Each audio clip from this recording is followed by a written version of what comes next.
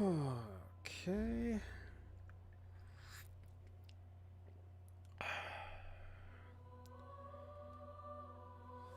Think we got everything on.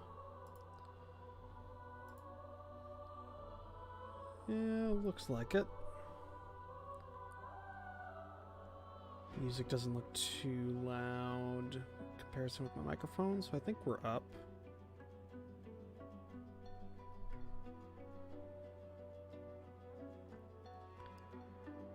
At least I think we are.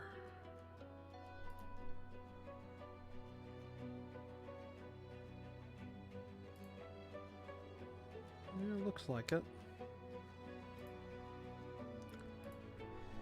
Okay, let's get the chat up here.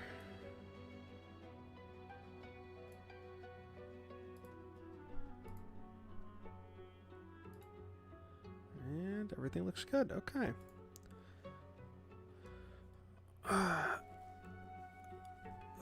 Stretch and let's get to this.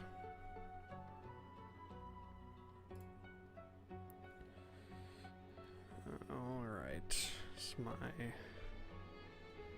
Yeah, it looks like it's working. Okay.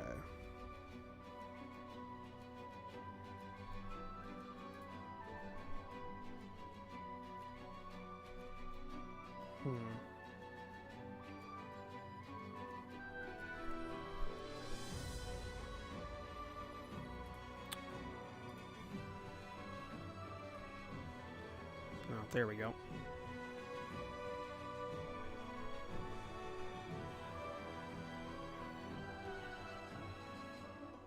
For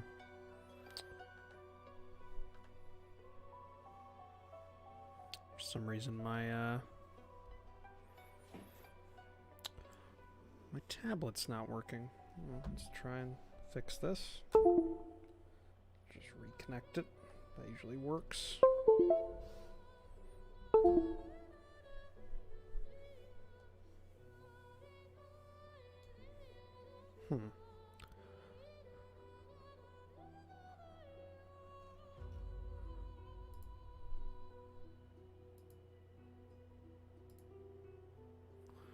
Alright, let's save this. Let's see if this,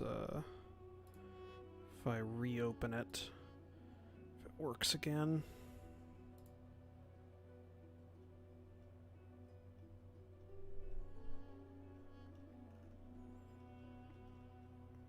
Oh, where the hell's my folder for this? Tabletop stuff. Nope, it's RPG group stuff. There it is. It's in my export folder.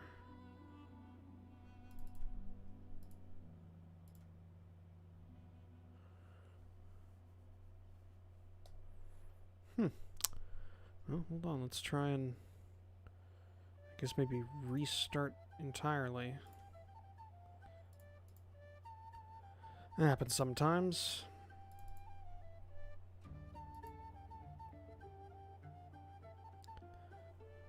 There we go. Okay, that's up. Now I just need to make sure I've got the my reference image for the symbols. If I can find it. Oh, where the hell are you at? I had everything set up. And it was working before I started this. Damn it. Just my luck. Come on, where are you at? Where are you at, reference image?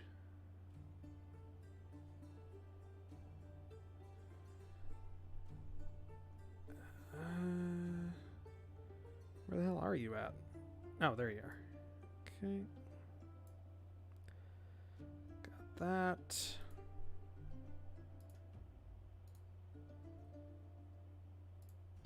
Also just gonna put this in a repository that's a bit easier to get to.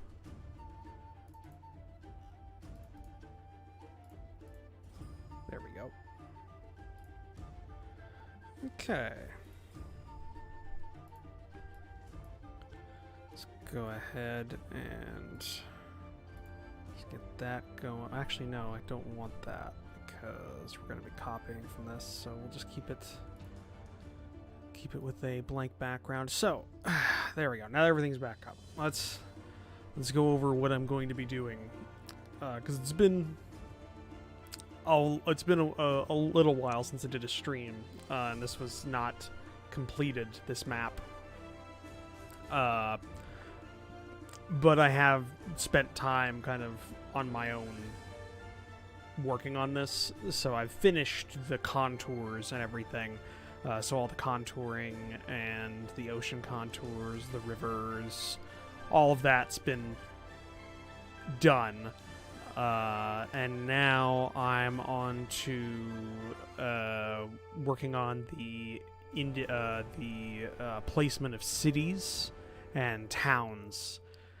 So if we like zoom in here, we got like the capital of a nation is a 5-pointed star. And then I've done a 4-pointed star, or I'm using a reference image. It's a map template from somewhere that I found, and we are just going to go ahead and fill this in so it's a bit easier for you guys to read. I'll just take that off next time, or when I need it. So it's got some guides for legends, where I got a lot of my topography colors, my contour colors from, and it also has a nice little section for symbols. Here, so national capital, capital of subdivision, capital of subdivision, notable city, village, etc. And then there's also some guides on like doing various things. But what I am using for there is basically the stars or capitals, and the 4-pointed, like, I don't know actually what that symbol's called. Just other like 4-pointed stars are going to be like notable cities, like major cities in a nation.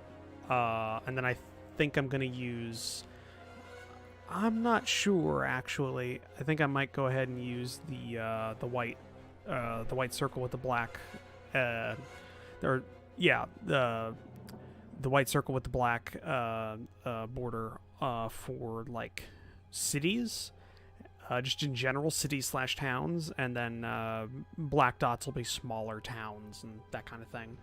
And I have an idea for how I'm going to do. I know roadways are going to be pretty basic on this scale of a map, because this is the zoom level I'm using, 100%. Is how, so I don't. It's not going to be like super detailed like down to here. I'm sticking to 100% zoom, so we don't get pixelization. But I know what I want to do for roads, railways. I have an experiment I want to try on how to make a decent looking railway, but we'll see if it works. I'm not sure yet. And I just realized I never actually posted that I was doing a stream, which isn't great, so I'm going to go ahead and post about this on my Discord.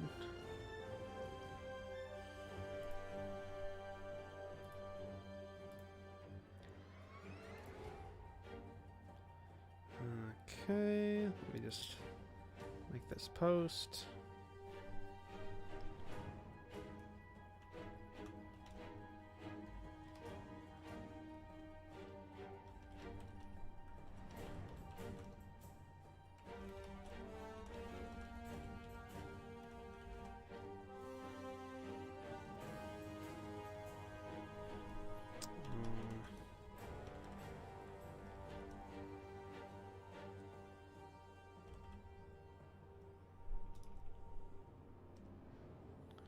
There we go. V and paste. Yes, send now. There we go. Okay, that's done.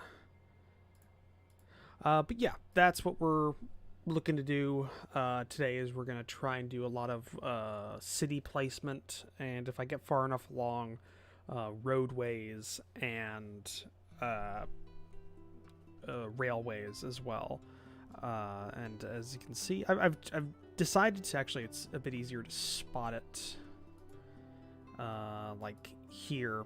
I've gone ahead and I've placed an effect on the layers for all but the lowest kind of green layers, which makes it look like there's a bit of, it's like a bit of a bevel effect or something like that. It shades the exterior, like the outer part, which I think looks good. I think it might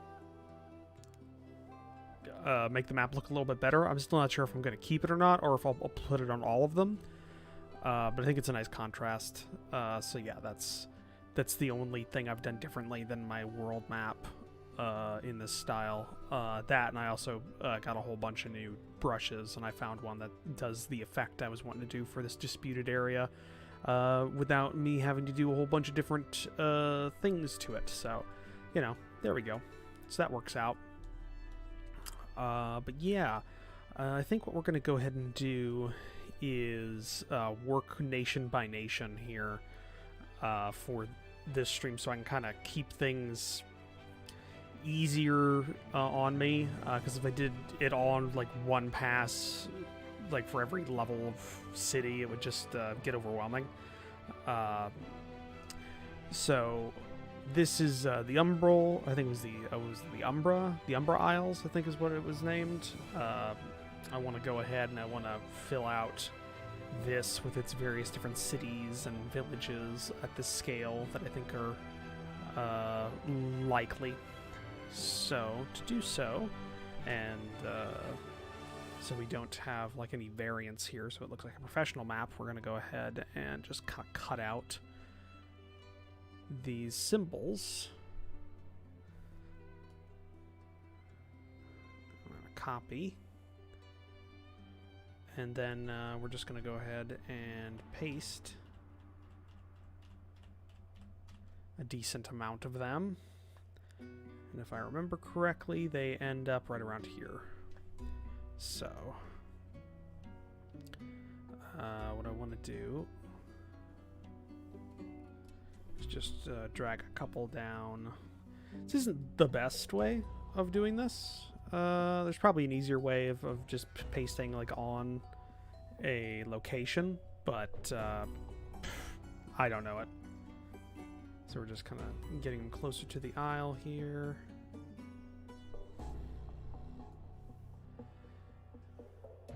We brought a whole bunch in, but that's because, you know, a large city. There's that. That's all right, Eric. That would be pronounced Eric the Red, or I guess it would if you're trying with you're going with the Z, so it'd be Eric the Red. It's all right. I did just go live, and it wasn't really scheduled. I have just been feeling kind of shitty lately and lonely, and these streams are really nice, kind of easy human contact. So we're kind of going forward with that. So no worries.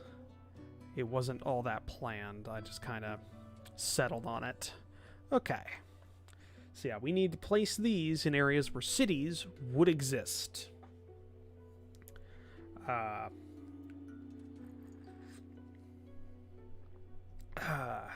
So now...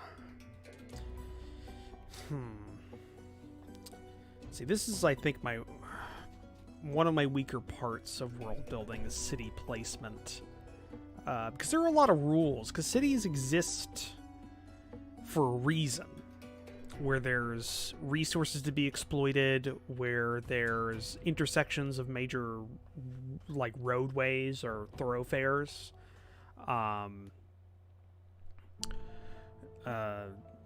Just a whole lot of stuff really affects whether or not a city exists. And like more things also affect whether or not a city is large or small, etc. So I don't know. It's something you gotta know.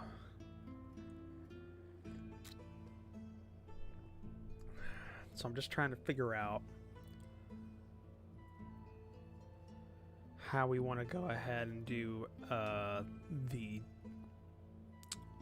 because I have to essentially world build for this nation while I place down cities, because you have to know, because you could do like roadways ahead of time, but that's kind of, in my mind, a kind of an ass backwards way of doing it, at least for major areas. Like, this makes sense. This like little river valley having a major city in it makes total sense to me, because you have easy access to the sea. You have good access like to the upper and lower parts of the river, while also having a little bit of elevation around it to cause like it to be not easily conquered, so it would grow because peace attracts settlements. So that makes sense. This one being like a major city makes sense because it's a natural harbor. It's a natural like large bay, so it kind of protects from the harshness.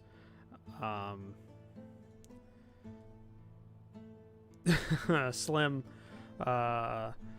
Coswin doesn't live here. Coswin lives in a really shitty world that me and Ben made, and is currently, last we saw him, made of stone. Pathfinder Coswin is the Baron of a really crappy barony in the middle of the Stolen Lands. So, yeah, that's where they're at.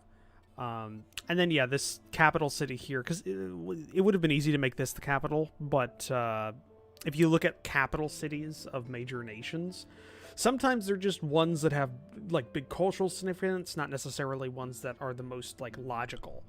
In fact, some nations have multiple capitals, or at least have like the governing branch split between multiple capitals. I think South Africa has 3 capital cities because each of the 3 branches of government exists in a different city. It might be 2, but I think it's 3. Though that is changing, I believe.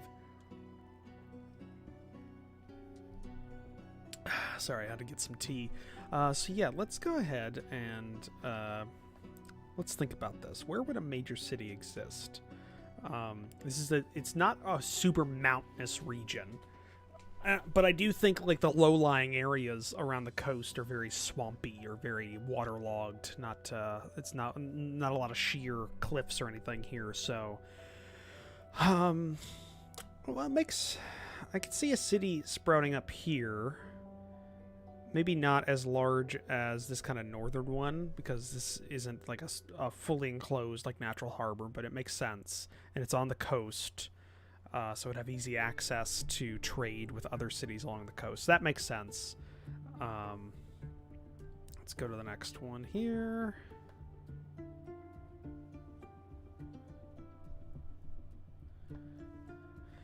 Hello, Ryan. How are you? Thank you, YouTube. What did YouTube do? Something good or bad?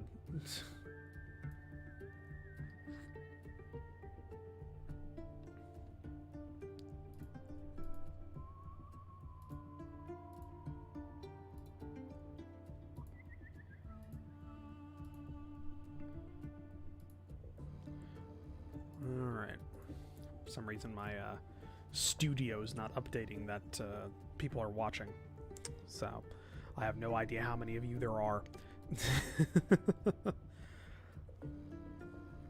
And,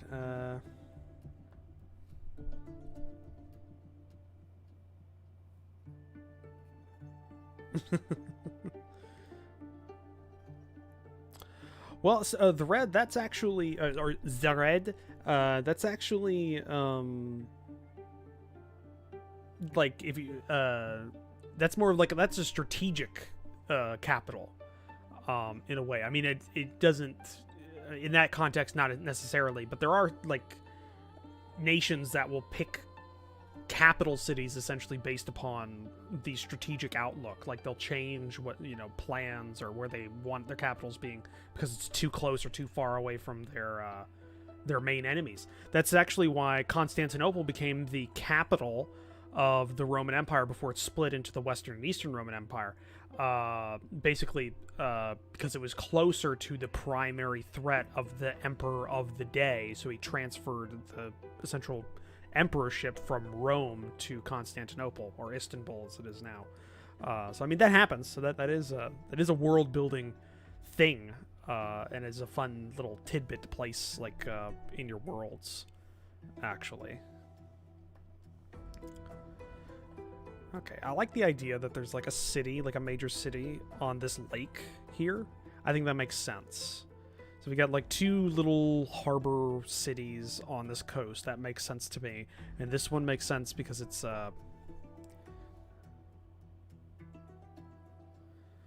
Slim. I'm writing a book.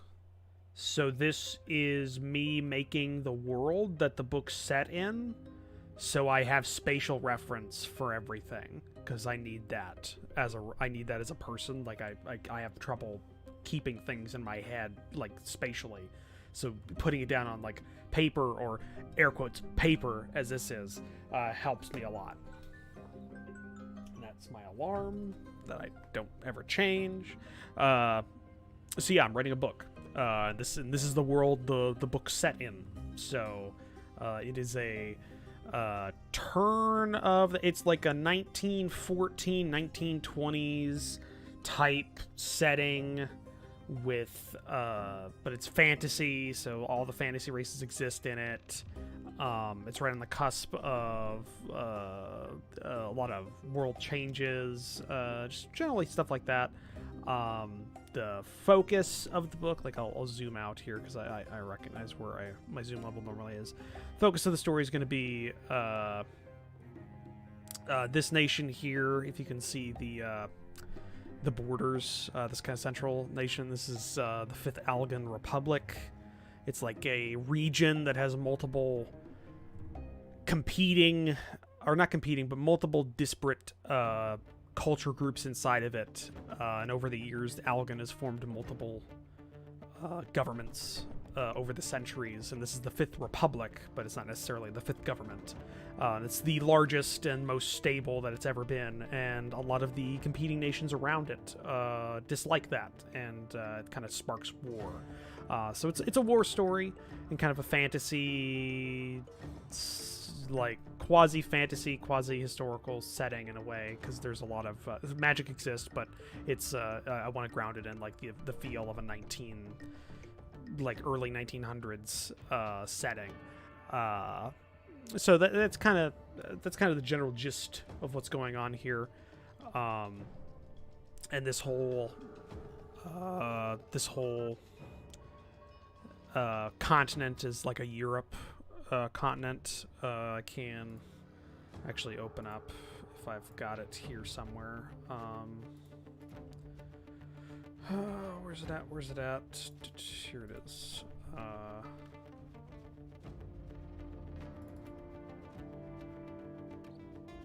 Yeah, here we go.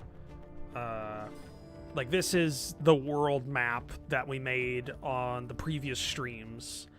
The numbers are for reference because I have a document with all the names of the nations on here, so you can see there's multiple continents and everything, and so that's kind of what this world looks like in general. And that was made over the course of 3 or 4 streams on here, so if you wanted to look at how that was made, those are in the backlog on the channel. Yeah, I guess you could kind of, a lot of actually the thing that came to me about it, like the reason, like the whole idea behind Algan is kind of France, because one of the major reasons for the Napoleonic Wars and the rise of Napoleon was the nations of Europe, the monarchies of Europe, fighting the kind of infant French Republic because they disliked the possibility that the revolution would spread to the rest of their people. So they tried squashing it very early, which led to the perfect environment for Napoleon to rise up. So this has, in a way, Algan is somewhat based on France in kind of a loose way in this world. So it's a good catch. I didn't necessarily mean for it to be a one-to-one in terms of geographical similarities, but there you go. So this city, I'm trying to think. There's probably like a roadway, or at least a thoroughfare that goes through this kind of lowlands area to avoid kind of these higher regions, because each contour is like 500 foot difference. But things being easier always, like you don't want, when you're trying to travel, you try to avoid elevation changes just for ease of travel. So it makes sense, like if there's a city down here there might be a roadway that goes up kind of either along this coast to there or through this little gap here. And there might be a split that goes this way that might connect this city, avoiding this kind of taller area or this higher area, and also opening up like this kind of lowlands plains area. So I think there might be a city here. I think that works. And all this is editable, but it's like I always say this: the human eye, the human brain, recognizes when something is wrong, even if you don't consciously understand why it's wrong. So it's very hard to make a natural-looking river system or a natural-looking like geography. Or even city and road placement, unless you kind of recognize some of the things around why those exist. And I'm not perfect on that, actually. I'm pretty bad at a lot of those things. I just kind of, I guess, bullshit my way through it in a way. Let's have a city here, like at this, this river mouth, like, or not mouth, this river source, like up near the mountains. That could be like a major regional capital there, so that makes some sense. But yeah, hopefully I answered your question, Slim. That's what this is. That's what the goal of this is, and that's what events will occur, I guess. Like, I don't really want to go super detailed in events because the story's still fairly like unfinished, and I don't want to spoil anything if anybody ever actually does read it. So yeah, because I am, because there's some people that don't know, I have written for money. Like, I do write, so things. So I'm trying to do my own stuff now, or at least I want to try and do my own stuff. I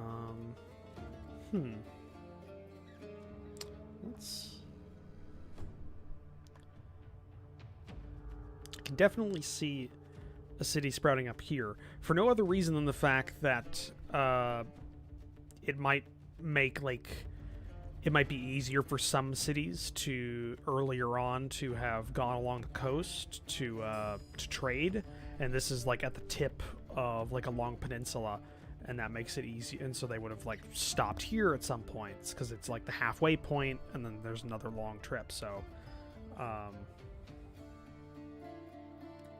yeah, Zared, that's a big one. That's a big one. Is you have to keep that in mind. Oh, I mean, you can bullshit your way saying that, oh no, there's a mineral deposit there, so mining settlements would exist. Like, there are a lot of places that people wouldn't want to live that they still live in because it's still economically viable for them to live there, just because they'll make money. The gold rush showed that, like, all of the U.S. gold rushes in places that were inhospitable, like up in the Yukon and Alaska and all that like all those places. So that's not like unheard of. The only problem is they're usually not long lived, because people would do that only if it's a very valuable resource, and usually those are in small deposits. Like, gold gets like mined, the easy gold gets mined quickly. And silver is very easy as well. But there's still silver mines and gold mines and various other precious metals or useful metals that can be mined like in non-easy ways that can still support like a small settlement or a small town. So, don't be dissuaded whenever you make a map or when you make a settlement in a place that might not necessarily work, because you can still justify it. Like, you can always justify it. Like, even the rules, or I keep doing air quotes, you guys can't see me. The rules that I'm talking about here are still pretty malleable. Like, there's no hard set of rules for anything other than dealing with rivers, because people are super anal about rivers. So I think that's the one thing that I know in the mapping community people are like really hyper aware of, and like keep like an actual rule book on that, or at least like unofficially. So yeah. And those are easy to learn. The rules for rivers and that kind of stuff.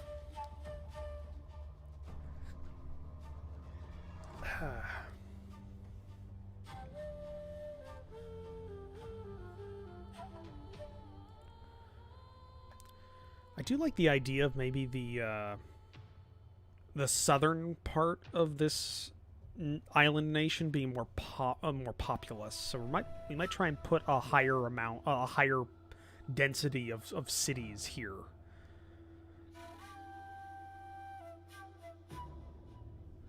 Like maybe be one up at the lake and one here down in the mouth of the river.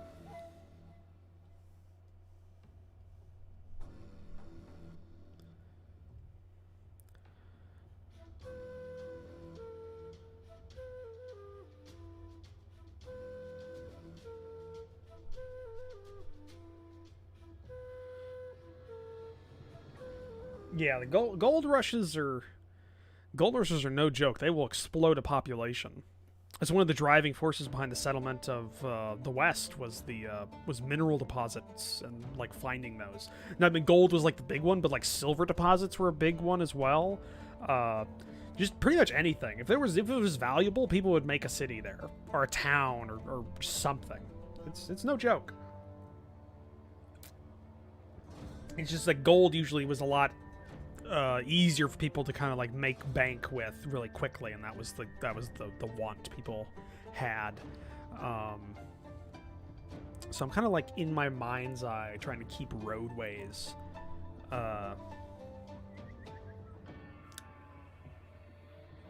like, yeah, in a way, Slim. Like, it's obviously it's a setting for a book, so I'm not gonna like go super detailed into it like I would with a D&D setting or one of my D&D settings. But I keep things in mind. Like, I know that I'm just gonna place this there because I don't want it to be there. Like Algon, I know its history somewhat. Like, I know the last legitimate government that existed in the current borders of Algon was like 2 nations that were both autocratical. Like they were very, it was autocracies, with monarchies, and then there was like a big Algon Brothers War that led to a huge revolution, and now this is kind of the borders that existed there. This nation I know is an enemy. I know this nation will be an enemy, and I know this like big nation here's an enemy of Algon during the war. And then these like smaller nations along this coast. I don't have the names memorized right now. They're in a Word document I can bring up if I wanted to. But like these 3 here are small, and I don't think they're like direct enemies at the start, possibly. But it kind of presents like an interesting scenario in terms of a warfare scenario, because Algon's surrounded, but there's also if it's early 19th century warfare, trench warfare kind of lends itself, and there's like a nice choke point here in terms of elevation, and here I think just the hills and stuff would make more of kind of an alpine front, and so I think it'd be interesting. I have ideas for that. I know this whole well, actually it'd be easier to show it here. This whole peninsula used to be like a Rome, and that Rome has split centuries ago. I don't know the name of it off the top of my head, like the previous empire that existed there. It's split, and now it's just kind of a nation that's kind of like a federation that's made up of a whole bunch of city-states on this peninsula. Kind of like how, Italy actually was for a long time. Stuff like that. I know way out here, like there's this disputed region between a couple of different nations because there's like very valuable resources there. I don't know the resources off the top of my head. I'm thinking maybe like naturally grown mana crystals, or it could just be, some sort of valuable metal or valuable material, stuff like that. So, I mean, I guess you could say they all have a little backstory. It's not like super detailed. It's just there. So, I mean, I've got things worked out. And again, I go over a lot of this with previous streams, so if you were like super interested in it, you could always go check that. Hey, Red! I saw your message earlier, but I was in the middle of explaining a point, so I had to finish that, or else I would completely have lost it. Thanks, Red. We'll see if it actually, turns out well, like, overall. We're still pretty far from finishing this map. I haven't even gotten to, like, labeling anything yet, because this is actually going to have, like, text labels on the map. So we got you there, you there, you there. Let's simply put this one here, because that would be, oh, yeah, 2 reds. Would you prefer, because I know Red Moogle just prefers red. Eric Zered, would you like me to refer to you as Zered or Eric? Eric. Which one? How would you like me to refer to you? Okay, we got that. I'm placing this one here because that's a natural point for a road to exist, and there could be like a coastal road going along here, and there'd be a road going this way, a coastal road, like that makes sense. Eric, okay, I'll call you Eric then, or Zered, because I think that's funny. And you can't stop me. So yeah, we got that.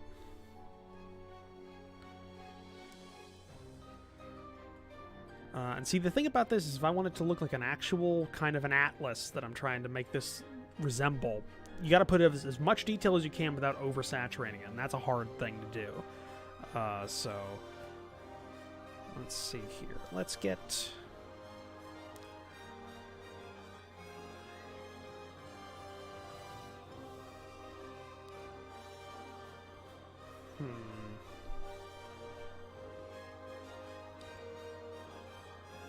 I'm going to put this right there. I think that works. There's probably a road that goes along here.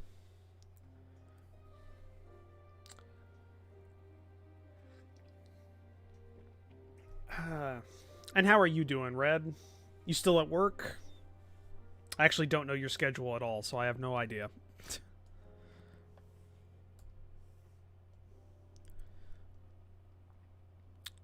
Okay. Let's put a few more down south here.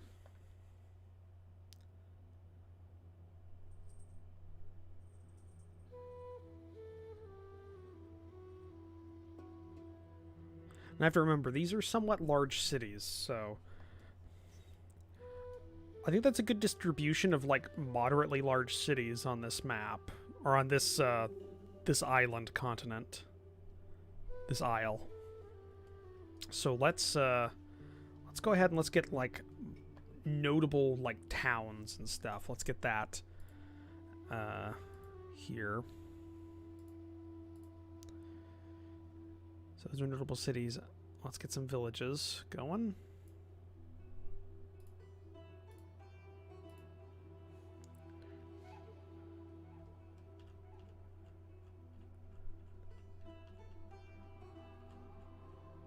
Okay, that's a decent amount. Also, a good tip if anybody does world building. You can probably tell that I'm not zooming in and out while I'm placing details and doing stuff like that.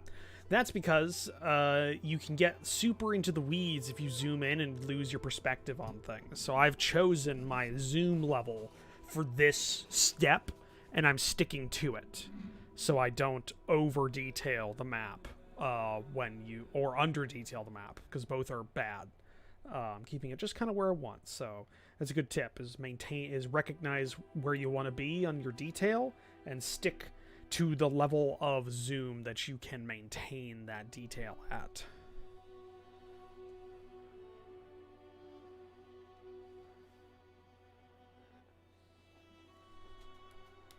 Yeah, Slim. Yeah, none of this is permanent. I'm working with a program. Like, all these are on separate layers. So, I mean, this is why I have a folder for this. So it's not like I have a shitload. I have 60 various layers for all of these little symbols that I'm placing down, because each symbol is a different layer.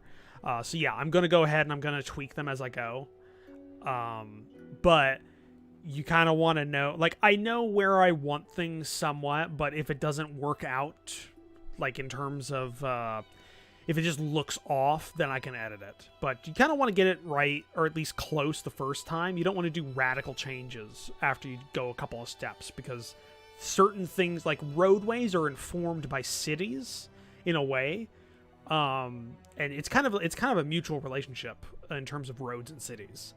Because where cities are, you want roads to connect them.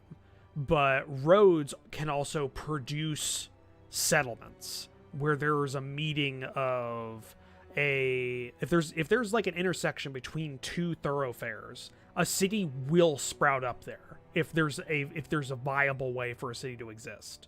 And even then, a small city or a small town or village will come about.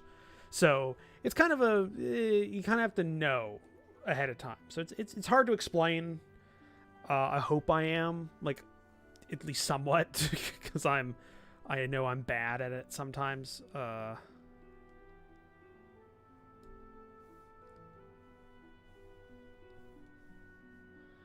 40 is that. I'm trying to get the lowest. I'm trying to work from the lowest number down. Is it 39?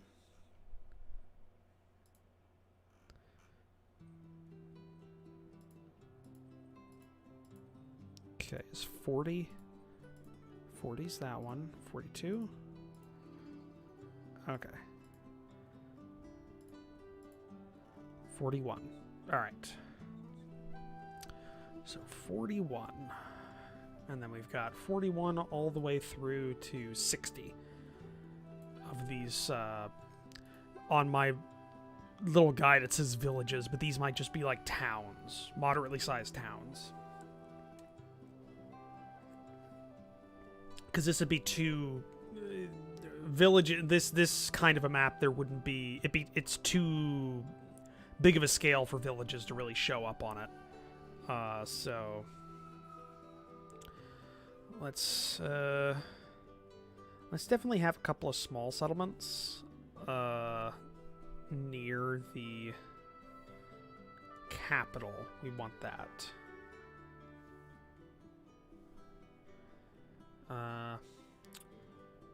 And there's probably like a roadway that cuts through this peninsula, because you want a direct route. There's probably a secondary road that goes around this peninsula and services these areas, but the most direct way, it's probably a newer road that exists, probably cuts through here, connects up this into like a major like coastal highway, or at least near enough. So let's place like a village or like a town here, and that'll inform kind of the placement of that road.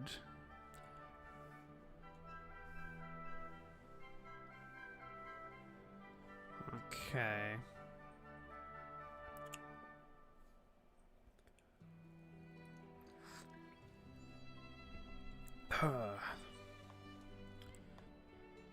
Also want to go ahead and populate this. I want the south to be like this, a more populated region. I think I want that feeling to exist, so a lot of these towns will be in the south.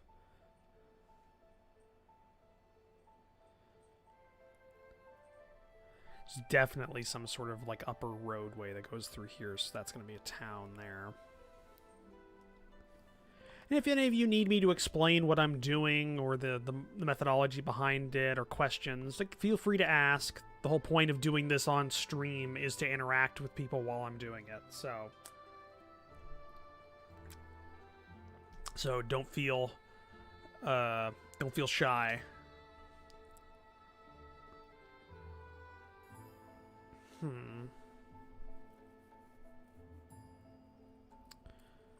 The roadway that goes along here, cuts through, stays on the upper reaches here.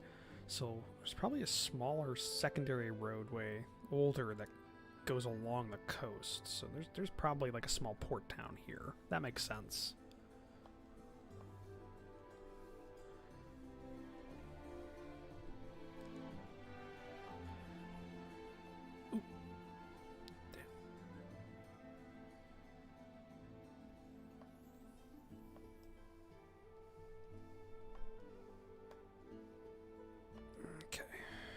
Let's think on this.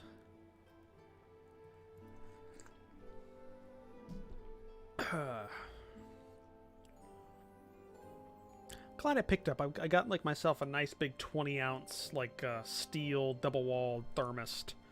So now I can have tea almost throughout this entire stream, most likely. Or at least during the early parts of the stream. A lot better than my old little mug. Okay, let's have a few mountain towns. I think that makes sense. So we'll have like one up here. Well, these aren't really mountains, but they're like the highlands of the regions. That makes sense. Got a few of these. Could definitely see like this region having some sort of mineral wealth. So we're gonna place a town here for like a mining settlement. And just think, guys, this is just me placing everything. At some point, I'll have to label all these. Which isn't going to be great. That's always a bitch. Got these two moderately sized cities next to each other. Scale-wise, this is like a Britain and a half, so definitely that's enough distance. Now, see, I'm not working with like a hard scale to kind of guide everything. I'm kind of eyeballing this. If I was making this like super scientifically accurate or like super accurate to real world like population dynamics, I would have like a scale. Because they're, you know, because at a certain point, cities also sprout up because of travel time. Because at a certain point, you need to just take a break. And a good example is like there is a if you look at some statistics, I forget where I read this at, but most towns are a certain amount of distance away from another, especially if they're from before motor cars, the horseless carriage, before like automobiles existed. It's pretty uniform how far away another town or settlement is from another settlement, because that was about how far somebody could travel in one day. This doesn't really exist nowadays. There's because especially like the U.S., because you have vehicles that can kind of help that. But this is like more of a Europe region kind of thing, especially like Western Europe. So if you were trying to like stick to that, you'd have a scale to kind of work out how far a settlement would be from another settlement. Especially if you're doing like a super detailed atlas, which I'm not. This isn't incredibly detailed. This just kind of exists. So that goes through there. Let's have a smaller settlement around that way. Hopefully my rambling actually helps somebody eventually, or does something, or is entertaining. That would also be nice.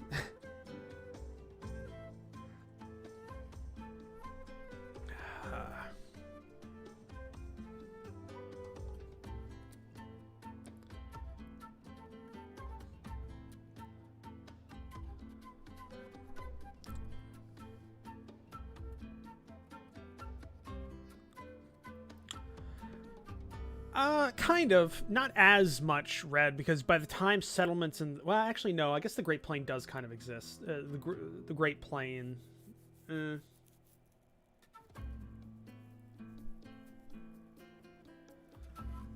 guess that would kind of work. I was thinking like the West, because at that point there was a lot... Because at that point, traveling more distance because of horses and stuff. I'm not sure. I'd have to actually read up on that. Yes, colonists, ramble. I have to fill this in some way. I have to fill up the time some way, because right now, actually, you would just be, if I wasn't talking, you'd just be hearing the soundtrack for Divinity: Original Sin 2, which wouldn't be a torturous thing. I like that soundtrack a lot. Slim. You said, so your story outline will cover this entire world, interaction between all these governments, cities in real time?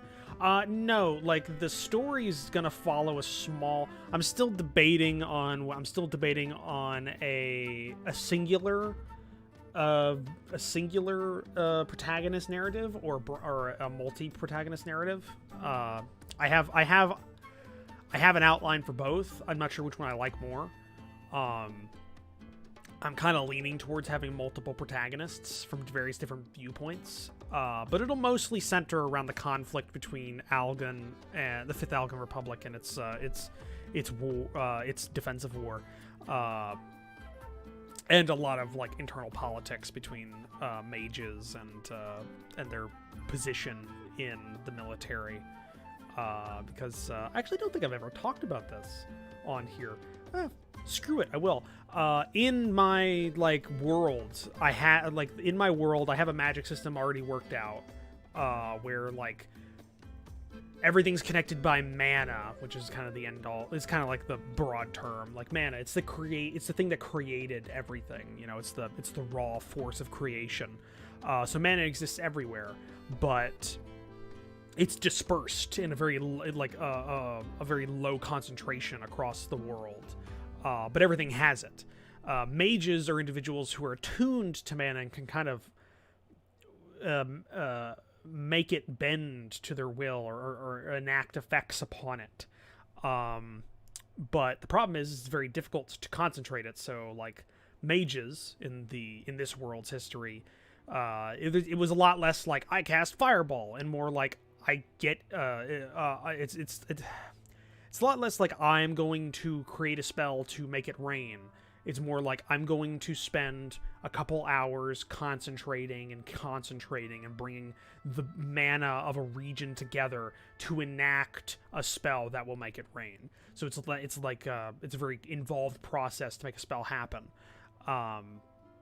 So like mages aren't super common either. No, not ley lines. Like I don't think there'd be like ley lines. I think everything. It's kind of like before midichlorians existed. It's more like the Force in a way. Like I don't want to say that because that kind of brings the connotation of Star Wars into it and sci-fi, but it's more like it's a binding force of existence. Like if you pick up dirt in this world, like the dirt has mana, just not a lot of it, and so you need to concentrate mana together to make a spell occur.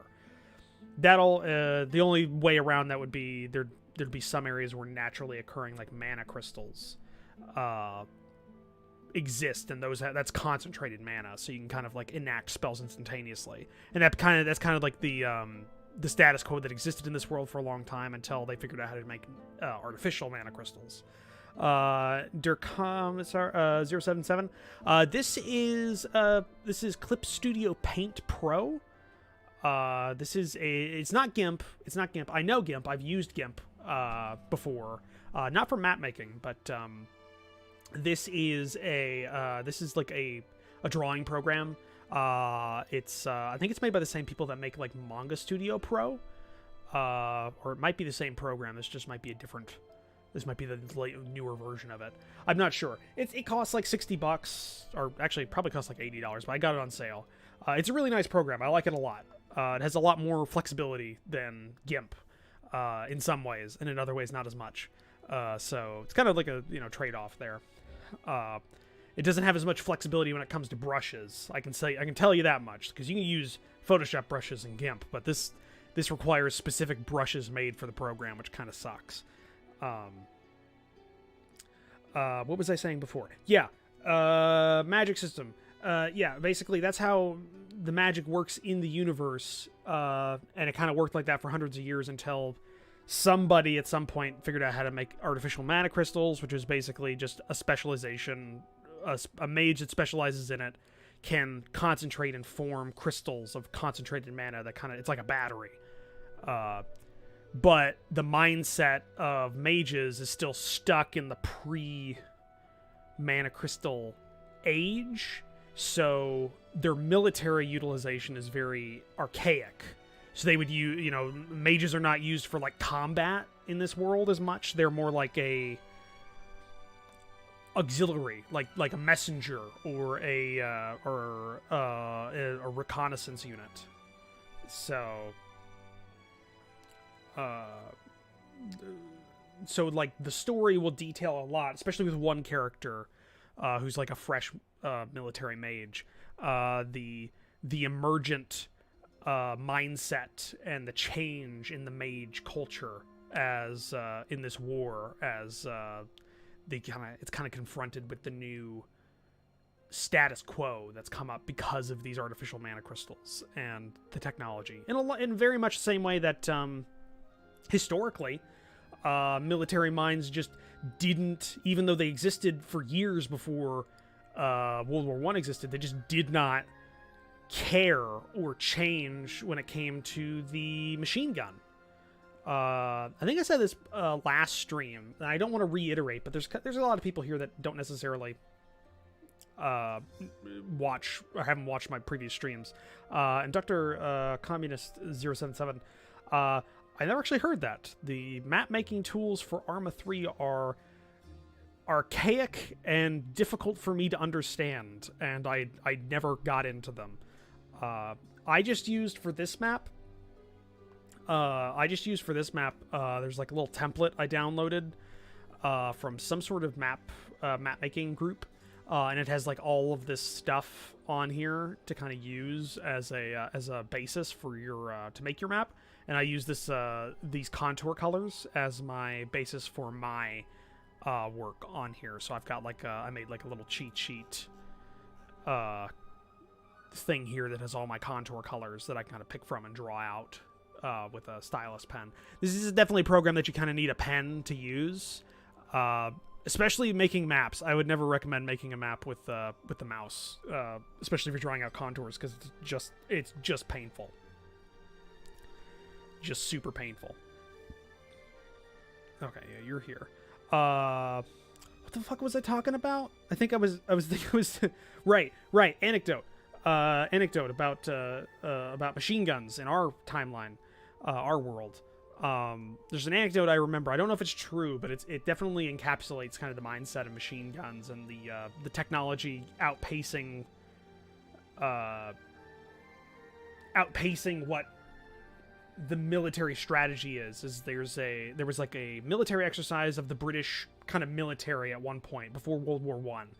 But there were machine gun units that existed, but they were colonial units because the machine gun was considered like an ungentlemanly weapon, but that they didn't really give a shit if your skin wasn't white. So, obviously, British Empire. But there was during this military exercise, this machine gun unit set up this perfect kill zone, great, like an amazing position, reverse slope position with all their machine guns set up, and there's just this British cavalry unit just kind of paraded in front of them preparing to do a charge, and before they did, like, the commander of the machine gun unit went up to them to inform them, okay, you have been completely decimated as my unit has full enfilade fire on your unit. Our ranges where we outrange you, we've got our rate of fire, you wouldn't be here right now. And the cavalry commander just, according to the story, just lost it and essentially used his position, because cavalry's a much more prestigious position than the colonial troops at the time, with machine guns, used that prestige and his position to force the umpires to change the outcome, because it was ungentlemanly. So that's my mindset behind like mages in this war. Yes, Slim. Mages are more of a strategic asset in this world. They're reconnaissance, they're messengers, they're intelligence. Because previously mages just couldn't be a direct combat asset. So like an example would be like you'd use a mage for like an artillery spotting kind of operation. They could get altitude through the use of like a flight based spell or something, and they could kind of get a high and they could spot shell impacts. It would take a long time, and it wasn't good for like quick artillery, but like for prepared charges, prepared operations, you could use them, or if you were like sieging, and that was kind of like, so that's my mindset. I'm not sure if I'm explaining it like clearly, because I'm barely listening to myself talk. Let alone I'm not sure why you guys are listening to me talk. There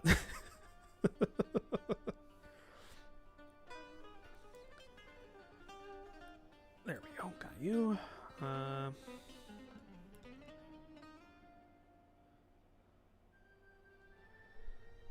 Now, see, here we get into the situation where you got to make sure you're not placing cities or assets or anything like on the map uniformly, because the human brain loves uniformity, and it makes it very difficult to make a naturally looking map.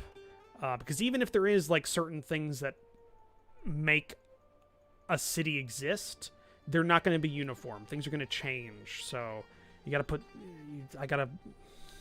Like I said, I want to put more predominant populations down south, so we're going to go ahead with like a thing there.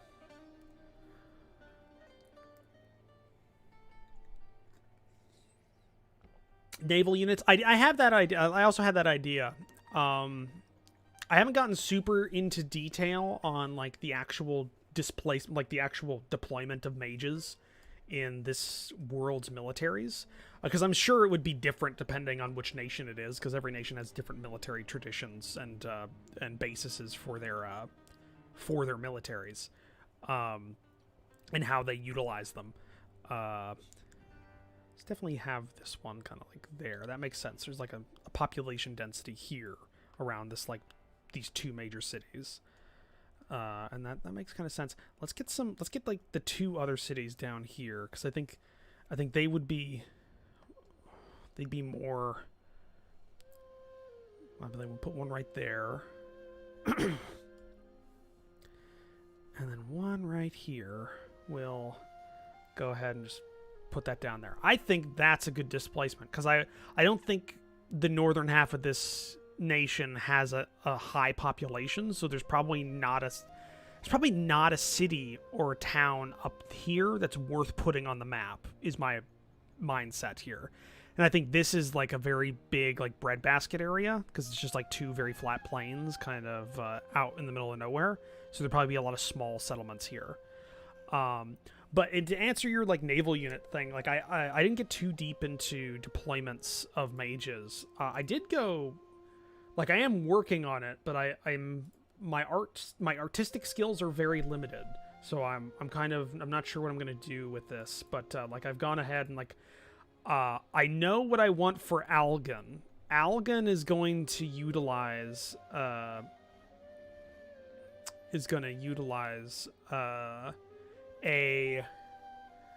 3-branch, because there's going to be no Air Force, obviously. It's the early 1900s, so air units would be a complementary force of the major branches. So I think Algon would utilize a 3-branch structure. They'd have an army, a navy, and then they would have a mage corps that is kind of like the U.S. Marine Corps, which isn't. If you don't know, the U.S. Marine Corps is not an individual branch. It technically is inside it in how it's used, but it's actually a subsidiary branch of the Navy. The way that it's structured, though it's kind of moved away from that in the recent decades. Not recent decades, but in decades. I'm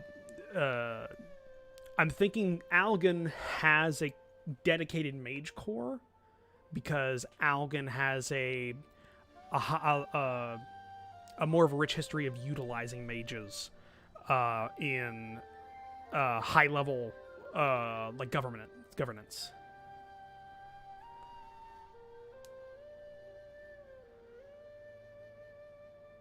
Oh yeah, no, you're right. You got that. Wow. Actually, thank you for that. Huh. And I'm the one who came up with the name. So thanks, Slim. But yeah, this is basically I'm trying to come up with the rank structure of the individual units. I haven't gotten too far into it, but I know I want to do like a because my mindset behind, and we're getting away from the map making here, but I guess this is still world building, so it totally works for the stream. But my mindset behind this is because if you look at the modern military kind of rank structure, there's like there are certain schools of thought that are based upon other country. Like there's a lot of rank structures that are borrowed from other nations. So I'm thinking this world, there's maybe 3 or 4 like powers that other nations borrow their kind of rank structure from. And I think Algan uses its own. I'm thinking the Umbral the Umbra Isle, which is the place we were just mapping, has its own. And then I'm not sure what the other 2 are. That's still kind of up in the air right now. So I'm trying to come up with a rank structure that Algan uses that isn't just a direct copy of, like, you know, NATO standard or pre-World War II Germany or France, etc.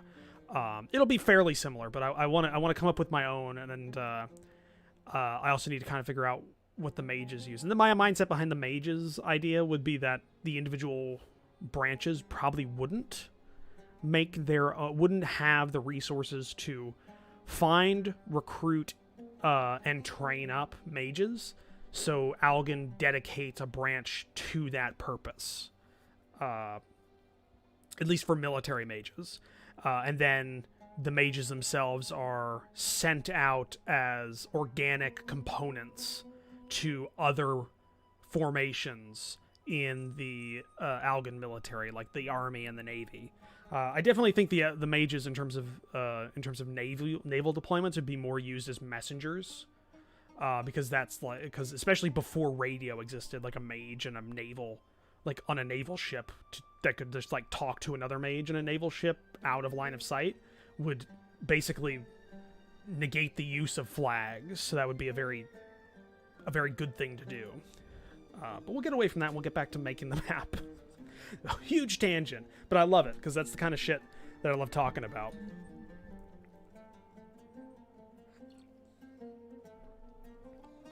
And again, tell me if I'm just wasting time and it's not coming across.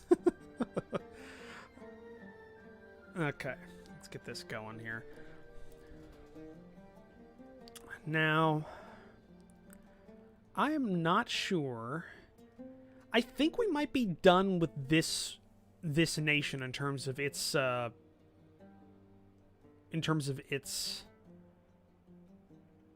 settlements.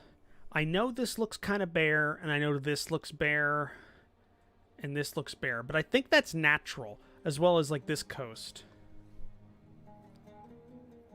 Like this coast does look somewhat bare, but it may just be because it's like not a particularly active coastline, and so the settlements that are there are just too small to show. I think we can just go with that. I think this works because this to me, if I zoom out a little bit so we get the whole nation on the screen, this to me shows a nation where the predominant population centers are south on the southern coast here, and in this like tight-knit area north, in these little highlands in this river valley, which totally works. I think that totally works as a population kind of distribution. So I think we're good. Publish works. Slim, I have not published anything. My previous works, if you're somewhat familiar with Kaiserreich, specifically if you're familiar with Kaiser Cat Cinema, the Kaiserreich kind of YouTube channel that's on YouTube right now, I've written scripts for them in the past. Specifically, I've written episode 2 and 4 for Kaiserreich Radio. 4 I don't think has been released yet, but 2's been released. So I've done that, and I've been world building for nigh on, God, I want to say 10 years, but I'm almost 30, so it's been 15-ish years that I've just been world building and writing up campaigns and shit. So I'm very detail oriented when it comes to campaign design and that kind of stuff for D&D and all that. And I've written things for myself, but I've never published anything. So this is kind of like my first thing I'm doing with the expressed idea that I'm going to be publishing it, or well, it might not get a publisher, but definitely releasing it. So yeah. that's kind of what's going on there. I think we're going to move on from the Umbra Isle. I think that's good. The islands are a bit too small to place any symbols on without covering up the islands, so we're not going to do that. That, and they probably wouldn't have any major settlements anyways, so we'll move on. Let's see, what do I want to work on now? Let's zoom out a bit. Let's figure this out. Could do this nation, and I'm just going to open this up because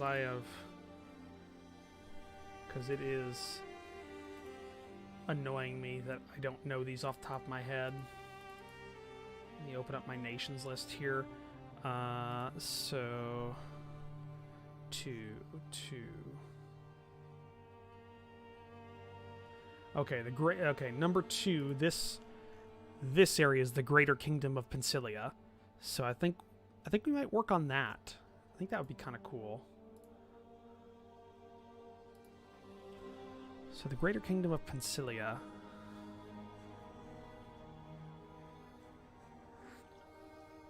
Just give me a second. Let me get a drink here. Because I've been talking almost constantly for the last, like, 45 minutes to an hour. So.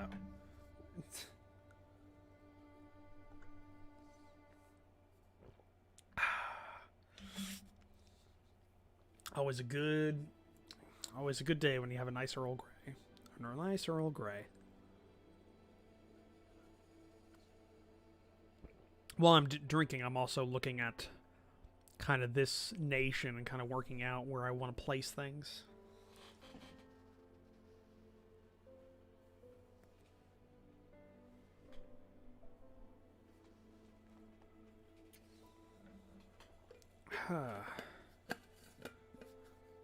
There we go. Okay. So that's finished that tea. So now I only got water now. So we finished the I was correct about the name, right? That is the Umbra Isle, because that's 6. So yeah, that's the Umbra Isle. Alright, so the Greater Kingdom of Pensilia. Let's start working on you. Something we can go ahead and do. I want to kind of go down through here.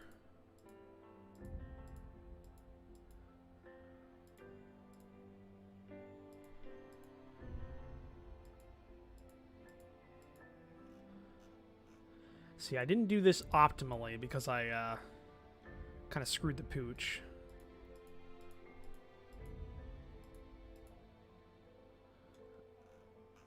Is this here? Yeah, that's there. That's there. 28 is there. 27 isn't. Okay, all of these are going to go into their own folder.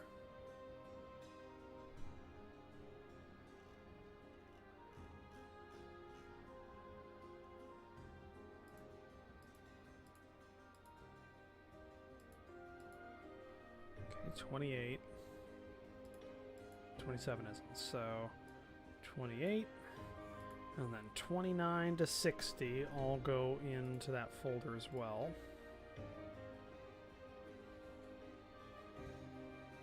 Ooh. Ooh, Clip Studio Paint's having a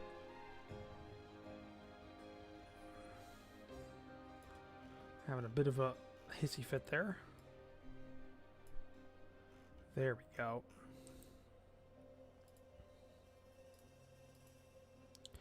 Okay, we got through that. Now I just need to figure out where all the rest of these damn things are.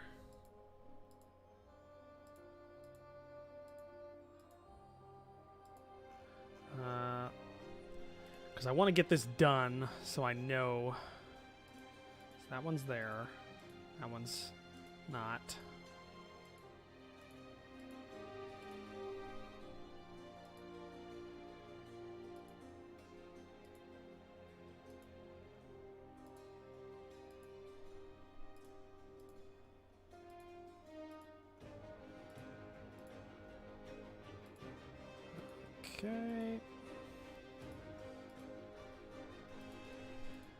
See, this isn't as interesting. Okay, that's that one. And I think all the rest somewhere else. So we're going you, and you are all going here. There you go. Perfect. And we'll rename that folder after the actual nation, so it's easy to keep track of. So that is the Umber Isle. Okay. Good, good. Yeah, that's everything. All right, nice. And now we need to figure out which one this, or this one's... Okay, that's you. That's not. That one's you. See, if I was smarter when I did this initially, I would have done this initially and placed them all in their proper folders. But I didn't, because I'm an idiot. Okay, that's the capital. That's their capital, so...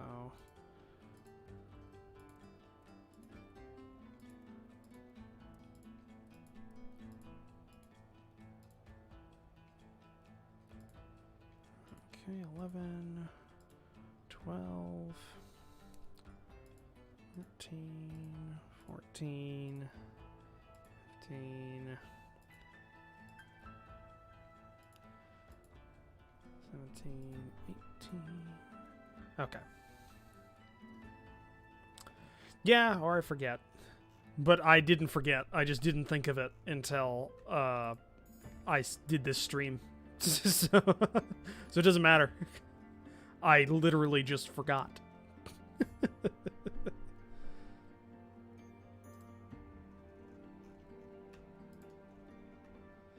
There we go. Okay, and we rename this guy after the nation it's a part of, which is the Greater Kingdom of Ancilia. Okay, and now we start working. Just place this folder up here. That process will get a lot quicker as we kind of work through this. Okay. Now, next question is, do I have enough major cities, like notable cities, for a nation this size? Because we're going to go to our zoom level that we were using, so 100.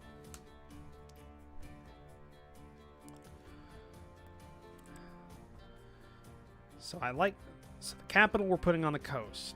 I think that works for this nation. I like putting a capital there. But there was definitely going to be a major city at the connection point where these two rivers came together. That's a given. And like a major city here at the mouth, this kind of natural harbor, because if we look at this one, that makes sense. For reference, Red,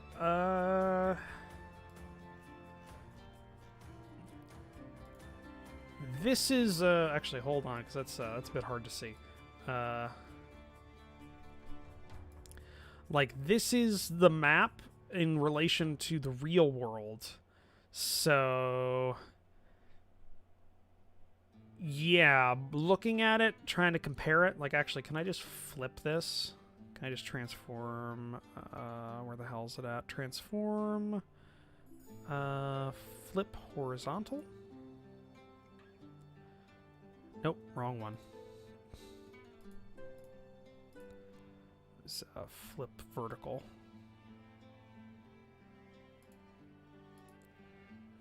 Transform, flip vertical.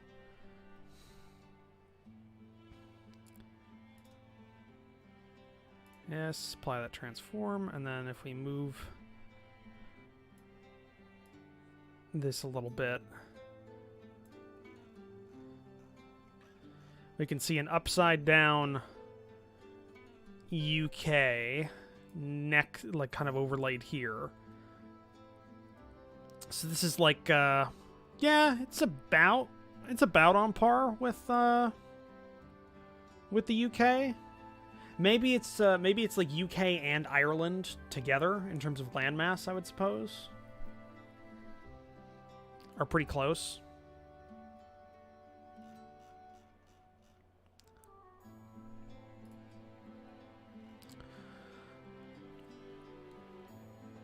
Okay, so we got 2 major cities. The capital. I like the capital being where it's at. That makes sense for me, just like at the mouth of a major river. And then another one at a natural harbor and a river mouth. One at the confluence of 2 large rivers. So now I need to think, would there be another major city somewhere else here? Major is being like, could be a capital, but isn't. Oop. I always do that to myself. Could be a capital, but isn't, in terms of size. So I could definitely see, like, this being, like, a regional capital up north here in this, like, big plateau. Let's think.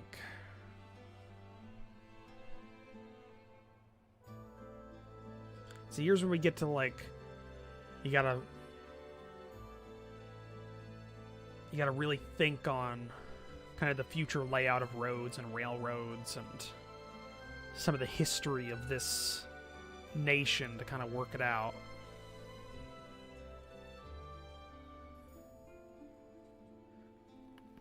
Well, it's like like I said before, it's like a 1900s era kind of world, so it's like 1900s,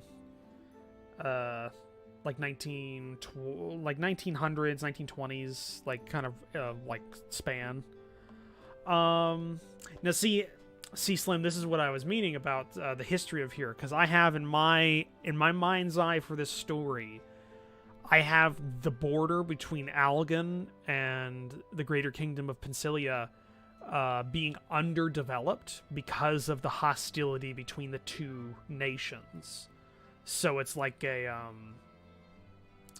like, I like the idea that it's a kind of like like I'm trying to think of an actual real life border that could compare it to, kind of like the Northern Front border region during the Winter War between Finland and the UK, or not the UK, fucking USSR, the Soviet Union.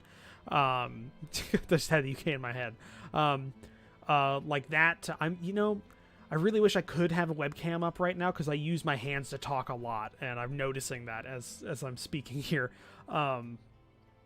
Like, it's just underdeveloped. Like, it's and that's kind of the reason it's difficult.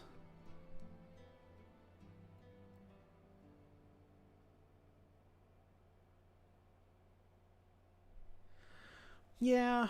Well, the question is, Red, I'm categorizing, like, major city as like a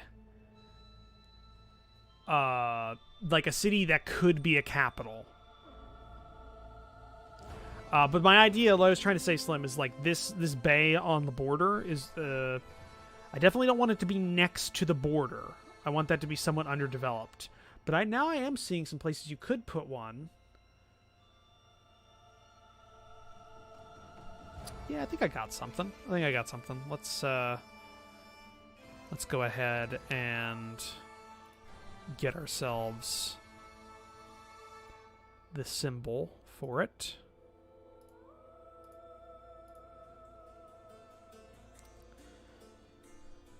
Okay, and then let's go ahead and just let's get 2 of those.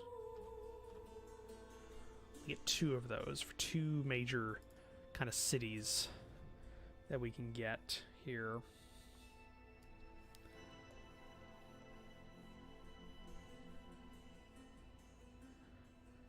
Let's think like right here maybe.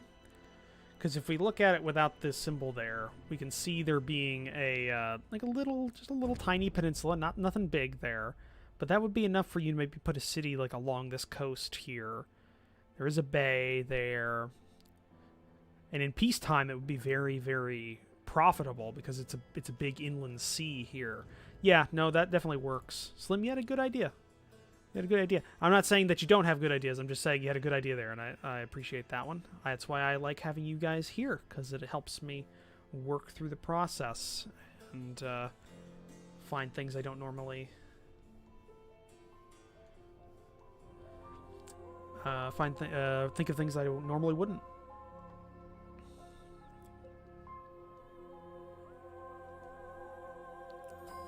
Alright, and then I'm definitely putting one... here. Now, the reason I'm going to put one here is because I see like two plateaus essentially, like a lowland valley area, and this coastline here, this coast. Oh, I already have one of those by Slim. Like I have it turned off right now because I was just focusing on one, but it's somewhere around here. There it is. See, this is like I don't think Algon would have one here because this is a lot more profitable. Like you could see it just like this, the mouth of this small river. It's got it's very protected as a city. So these could be like two major rival cities on the coast. So that kind of works. So that already exists. But what I was saying before is I think there's a valley here. I could definitely see this whole coastline being like super active for fishing. So there'd be a lot of trade coming in and out, and this city could be like the gateway to the interior of Pensilia. So that's definitely like a major hub of activity. I think that's what we're gonna do there. And with that being the case, that's 4 major cities that are about this, that could be a capital but aren't. And I think that works. Yeah, I love sniping. I could definitely see that. Like like a Venice and Genoa kind of situation. What was the one here? There was like a city somewhere around here that had kind of a feel to that. Here, like this almost natural bay. Like this is a huge bay with like a little inlet here and kind of like some like Sentinel Islands kind of reaching out there. I could definitely, like, I've got the capital of this league here, if I remember right. Like this definitely feels like a Venice.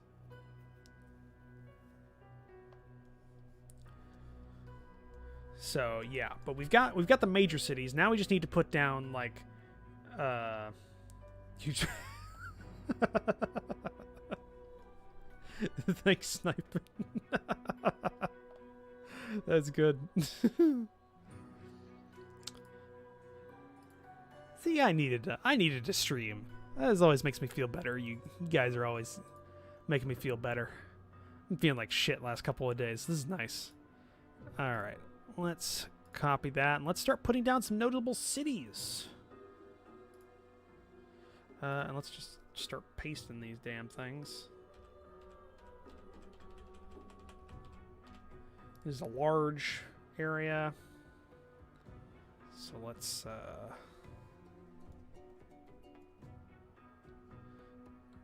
3, 5...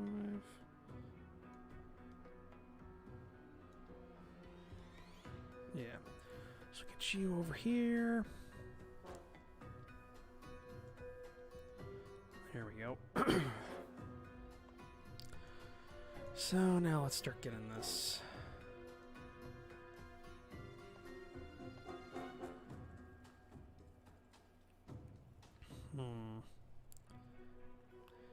Could definitely see a city being there.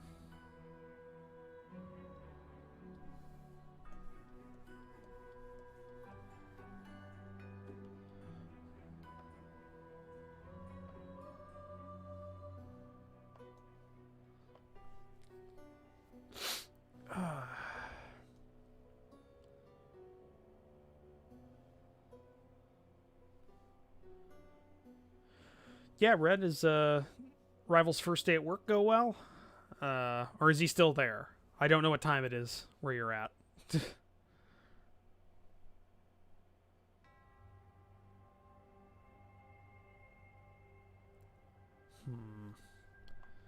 How do we want this? Let's...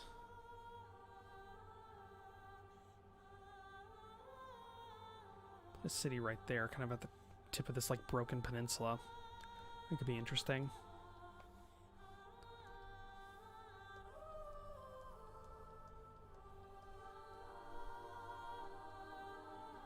Got it.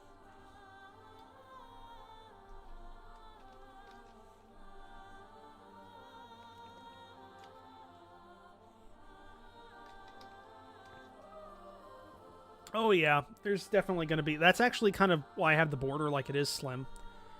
You can see like this... Because borders also have some rules to them, and I follow them as much as possible. But this one doesn't necessarily follow the rules, which is like a border would have a natural barrier unless it's an artificial border.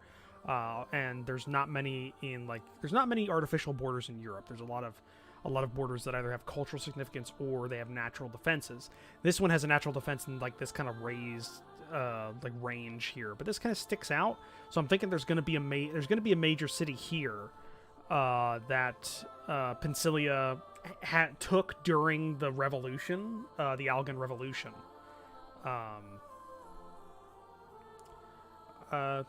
Yeah, I hope it's all right, Red. I hope he's hope his first I hope it gets better. If it's like a bad thing, if it's a good thing, that's good. I'm not sure, but that's actually a good point. Let's actually put it here. I think it'd be like there, because that makes sense. It's like the area around the city. To be determined. Okay, well, it's not as bad as it could be. All honesty, I've had jobs that were shitty.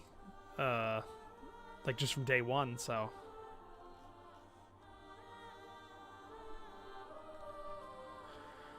Okay, let's get back down here.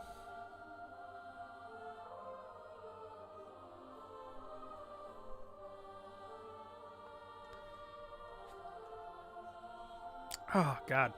Divinity Original Sin 2 had a great soundtrack. Because that's what we're listening to right now. Hopefully it actually comes across. Okay. Let's put like a major city like upriver here in like this big plateau region. Okay, that actually sounds like a song. So is that copywritten?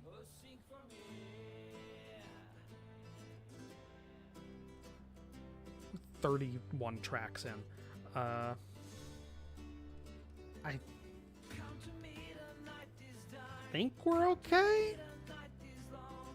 Yeah, it's made by the same people that made... it's made by the same artist, so I'm assuming we're all right. Fingers crossed.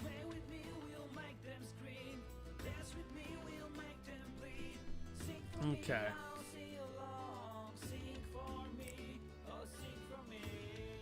Yeah, this has actual lyrics, and it's that always hits me because that could mean it was like licensed to the game, because it like fit and the director thought it would be good. So I had to double check that it was made by the same person that made the rest of the soundtrack.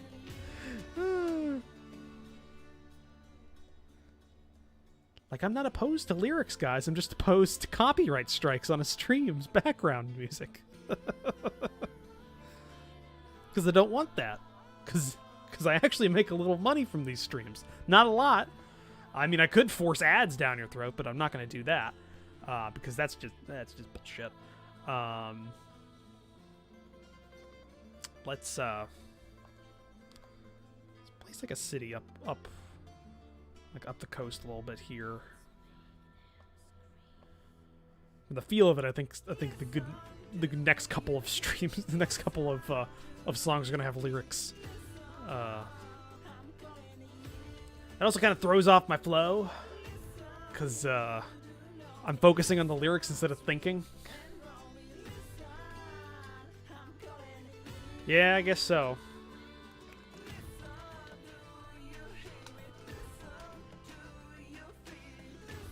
I just don't want to get a strike on the channel. That's the big thing. I've had this channel since 2007.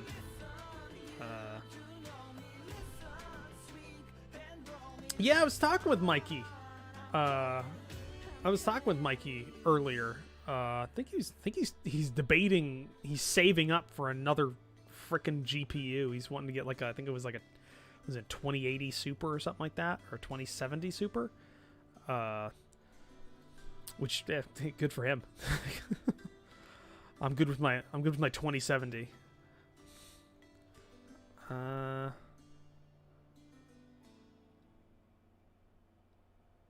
Okay, that's good. I'm not talking about my process as much because I kind of went through that for an hour already. So I think you guys kind of understand what I'm doing and why I'm doing this. But if you have questions, again, seriously, just go ahead and ask or anything like that, because it does help me kind of work on this stuff.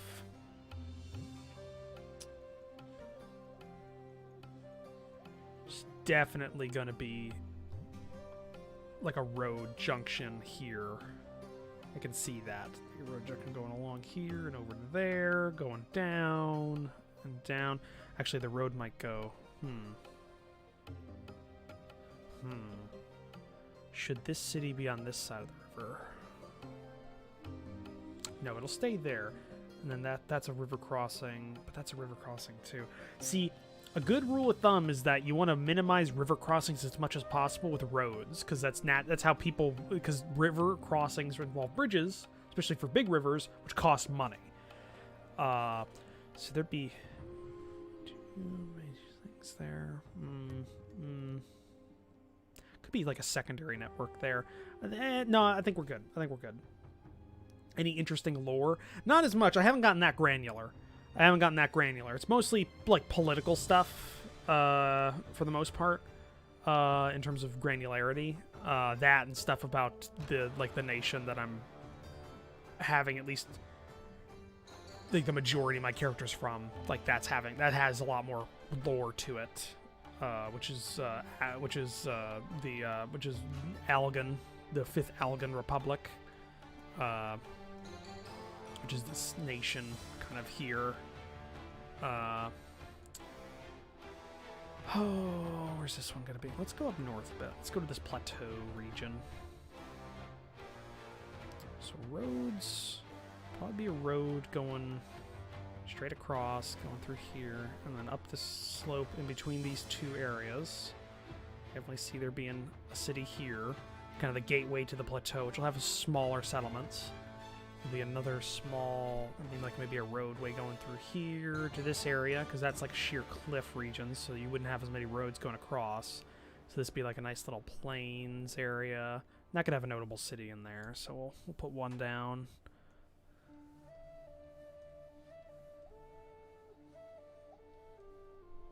There we go.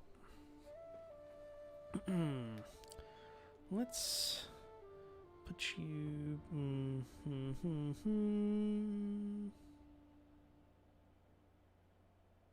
Yeah, we'll put you right there. In terms of, like, rivers and stuff, I definitely know, like... I think the largest river in the world is this one that kind of cuts across the these two nations, which these two nations are named, what is 15 and 13? 13 is the Cathlin Empire, and 15 is the Grand Empire of Thrushia. Yeah, Thussir. And I think like this is a source of much conflict between these two empires, like these two empires on the plains, because this is a natural border, but there's also, like, because of the large amount of rivers, kind of the large river and the rivers going into it, there's like a lot of farmland and agriculture. So there'd be a lot of so there's a lot of conflict. So like right now, the Grand Empire of Thrushia has taken this river valley region, from the Cathalin Empire. And that's probably going to be a source of conflict in the story, is like there might be a war might break out between the two, because they could probably be from two separate power blocks that fight over. So yeah, that kind of stuff. Any action with those tiny islands? What do you mean by tiny islands? Do you mean the one like in the center of this like sea here, like this like L-shaped one? Or are you talking to like off the coast, like the small little tiny islands, or like these ones over on the western side? Like what do you mean?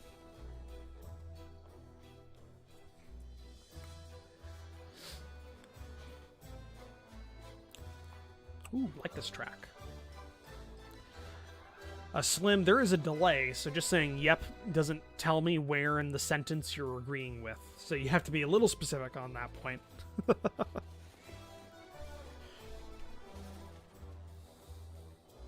The east. Yeah, these islands here, I think these... I hadn't really thought on that. Because this is a part of the map that came out when I increased the detail, because on the world map, this doesn't show up because it's too small.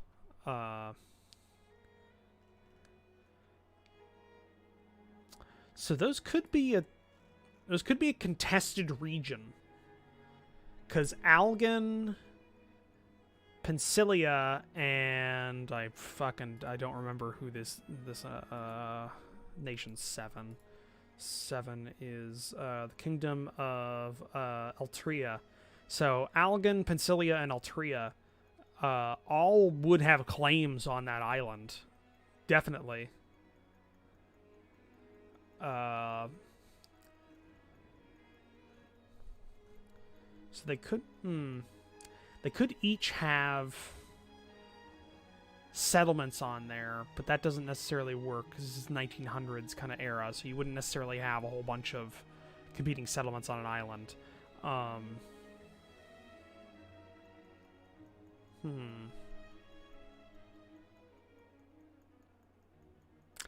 I think Pensilia controls it at the point in the story that it would pick up at.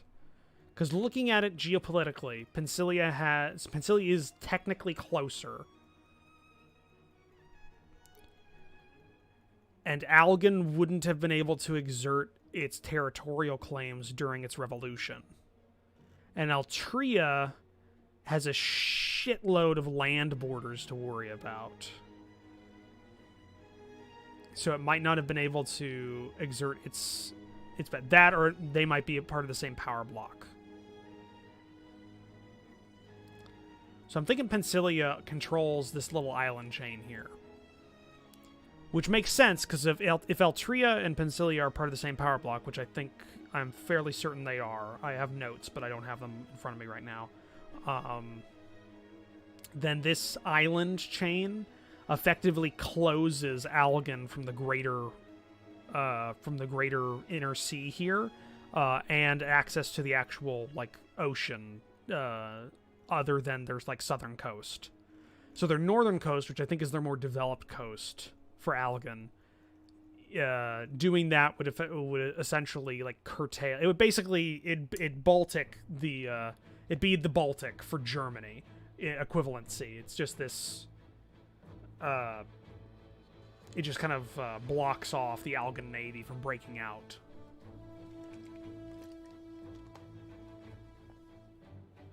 Which I think works. So, yeah, I'm gonna say Pensilia owns those islands. What are the islands called? Don't know yet. That's still way in the future. See you, Red. Not really, Slim, because if it's a book, so I mean I definitely know that, like, much like the Europe of our world, this what the hell is it called? 12. What is the damn nation called? 12. It's a federation of the United Cities of Tilric. Tilric, the United Cities, were the basis of like spreading civilization, kind of like Rome was, though they've kind of fallen into a disparate number of city-states that are somewhat united, but not really. So I think like the language would be based off of that.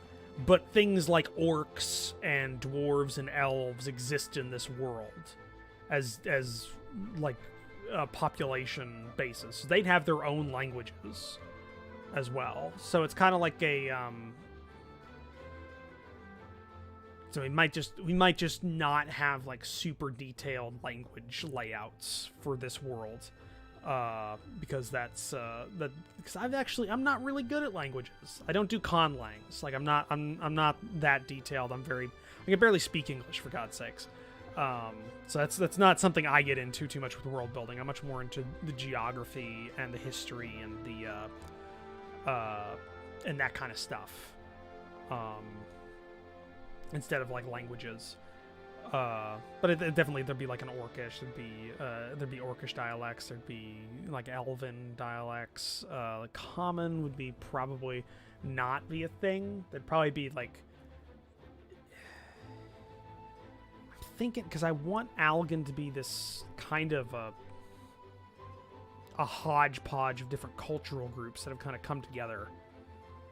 So there's probably a united language that they work off of, but individual regions would still speak kind of like a Austro-Hungary, like kind of like Austria-Hungary towards the end of their existence. You know how like there was like everybody kind of spoke their own language, and it did even there wasn't a lot of official the official language wasn't enforced as much. So I don't know. We'll see about that. That's still pretty early. This major city. Let's see. Where do we want to put him?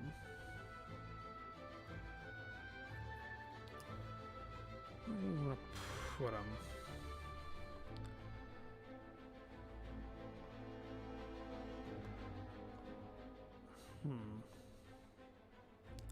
Definitely like the idea, like 2 gateway cities to this plateau, which I think this plateau is probably like a big breadbasket area.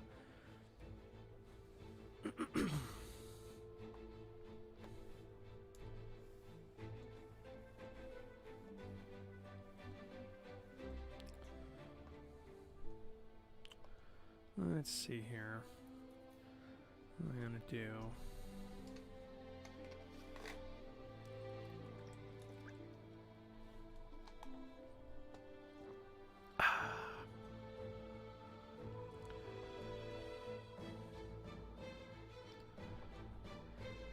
Maybe 2 major cities on this lake. It's a big lake. This is a big lake. So 2 major cities on it? Kind of work, like maybe one kind of sandwiched in between this river and the lake. Like that kind of works. We might be running towards the end of this of these major cities. You might not need all the ones that I kind of put in.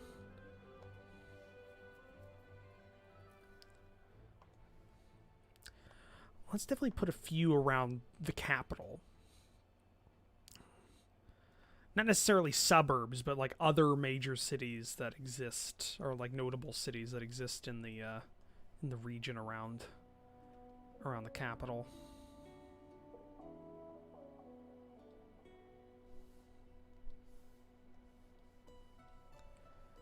Because it definitely makes sense for there to be a huge population on this like river valley that exists here, like this major river and this major river coming together, leading from this definitely has a big population.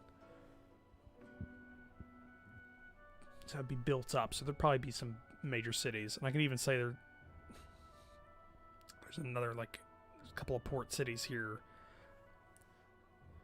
Because who knows? Maybe this could be like the this could export a lot of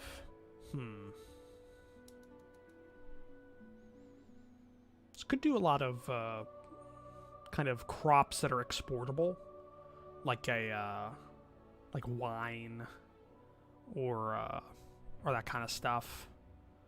So they would need a lot of like port cities to handle that. So yeah, that makes sense. That makes sense. We're gonna go with that. That's a decent distribution of cities there. Definitely like that. And then this plateau would be like the breadbasket of the nation. This would have all the staple crops up there.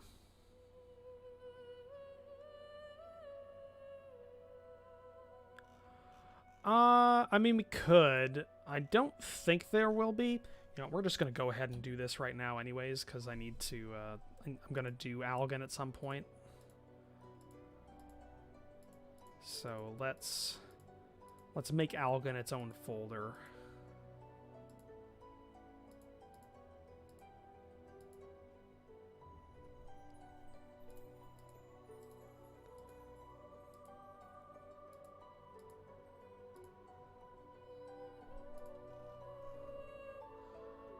Uh, 17.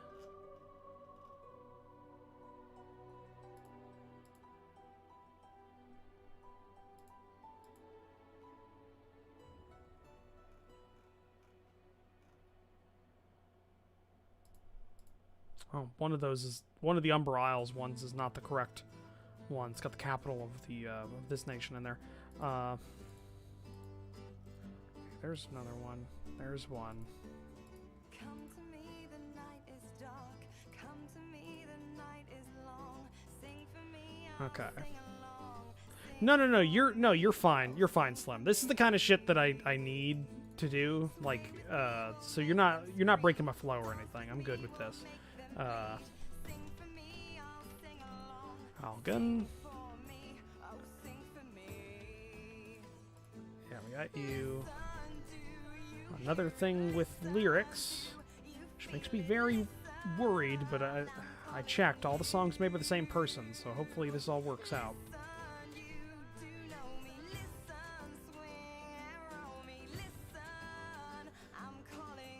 Okay, so transportation issues I don't think is going to be a thing that we have to worry about right now. Because one thing I wanted the border between Pensilia and Algan to be really underdeveloped, so that kind of works in that way. That and the cities I have in Algan right now are just kind of some of the major ones that I put down. Nothing too detailed yet. So I don't think there's anything that'll pop up there, and that's the only land border, so I think we're good. But that was good for me to just kind of do there anyways, because I needed to have Algan, because that's probably going to be the next one I do. So, got you. One thing I do want to do is... Okay, that's the Umbral Isle. Umbral Isle.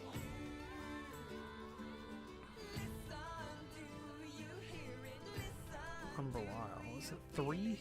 It's 3, okay. There we go. Somehow I got another nation's capital in the Umbral Isle folder. Okay. So Pensilia, let's get you done. Let's go ahead and I guess start on the normal kind of sized villages. Or I guess the normal town-sized things. It's villages on my little cheat sheet here, but it's we're not keeping that the same like denominations of size, which is fine because we're keeping it uniform across the whole map, so it doesn't really matter. Copy, and then let's go ahead and just put down a whole bunch of these boys because this is a big nation. Oh, darn. Sorry, I gotta stretch, guys. It's been 2 hours.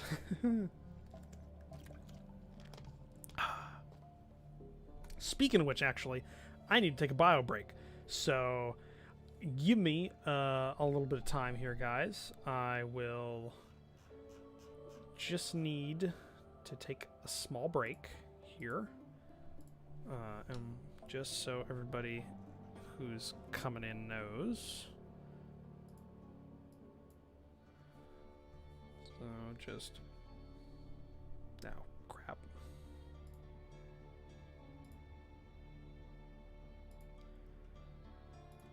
right there. BRB.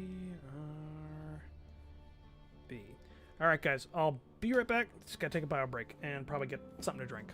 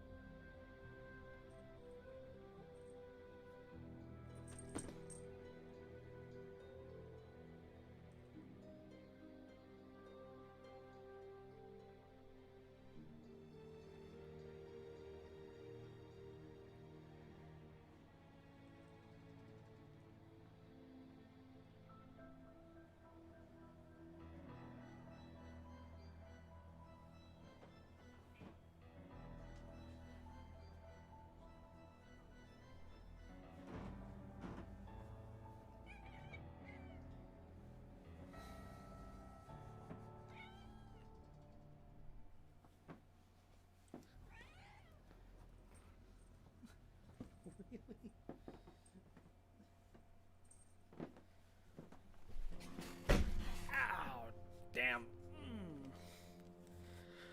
Okay, I'm back. I hit my funny bone sitting down. Oh, okay.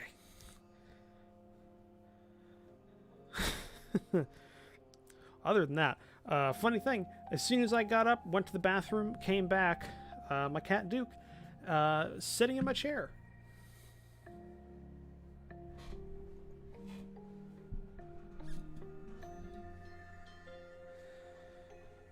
So apparently he wanted me to stop working, is what I'm going to choose. Actually, hold on. That meant from him, but unfortunately, for him, we got to keep going.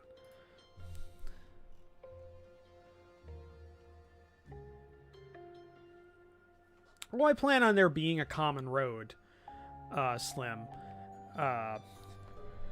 and it's like cities going through it. So like this would be the most likely option. Yes, the southern coast, because it actually has like space for a road and cities to exist, but also kind of centrally, because this city that kind of changes hands and stuff, this would be somewhat built up. There would be like a major road going through here that connects up both sides. So I mean that would exist as well.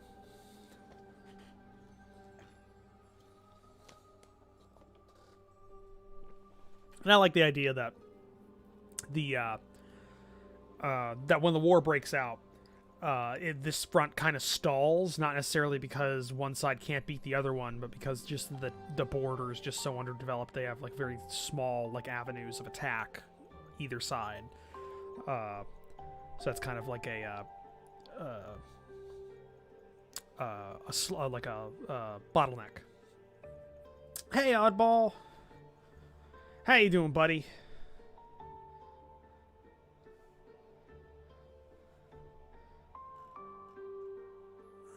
Okay, I've forgotten which one of these I started with.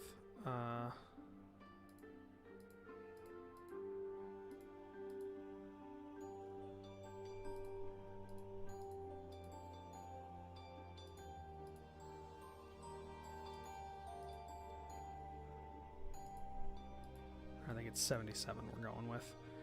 Okay. How you doing, oddball?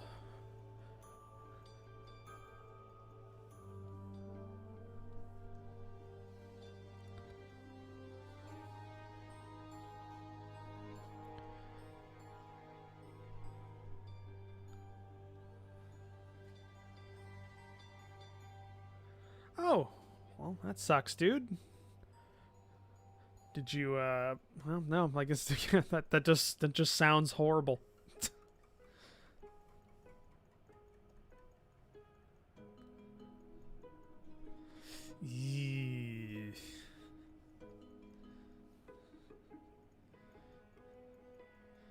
Well, hey, you know, you're not in quarantine anymore. That's good, right?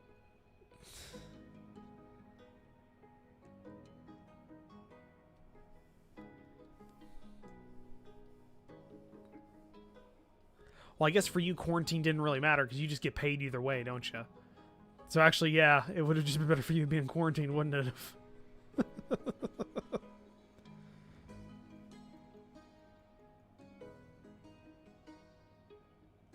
Oh, that seems stupid.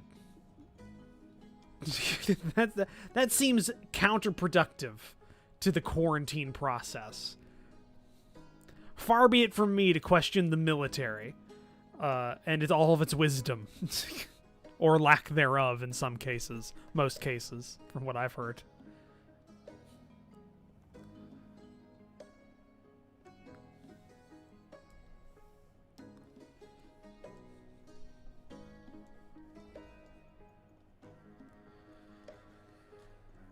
Okay.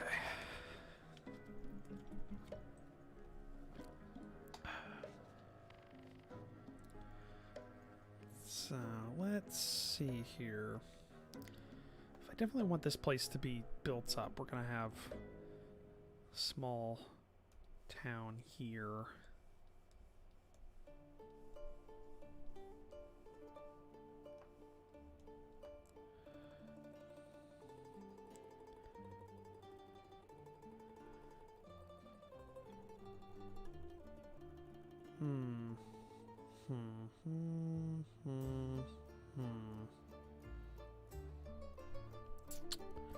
Where do I want to put this? Where do I want to put this? My first response is put it like here, but no, we're gonna actually. You know what? I'm gonna put you down here. Yeah, that works.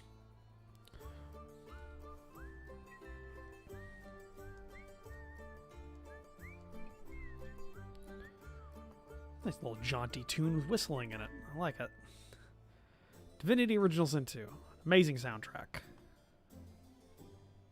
Ow, damn it.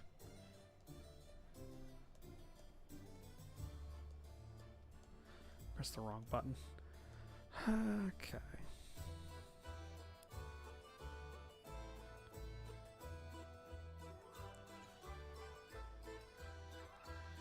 Definitely got a mining settlement right there. Doesn't need to be buttressed right up against the mountains because it has access to a lot of them.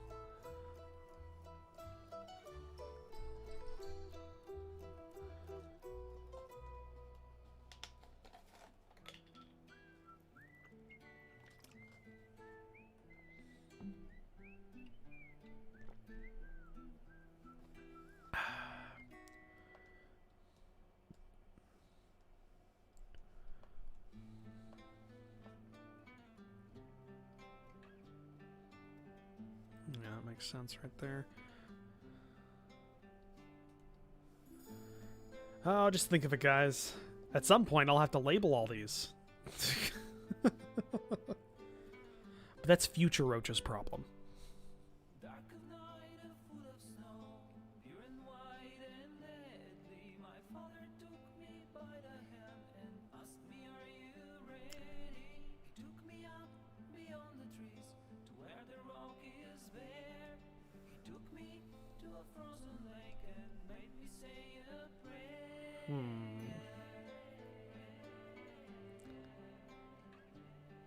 You know, one thing I do wonder, I should probably look it up if Valkyria Chronicles 4 soundtrack is on here. I've listened to a couple of songs from that, and that's a pretty good soundtrack.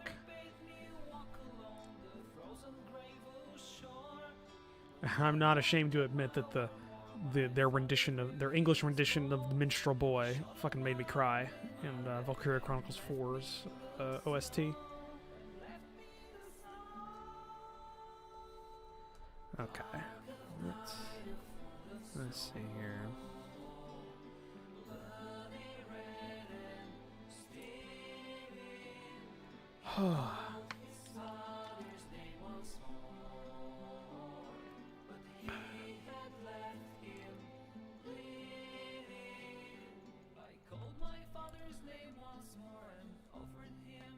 Yeah, that's what I was thinking. I was thinking instead, well, Slim, I was thinking this this plains area being a breadbasket, because there's probably a whole bunch of rivers in there. They're just too small for it to show up on a map this scale.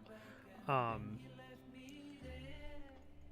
I'm thinking that would be like the breadbasket of the nation.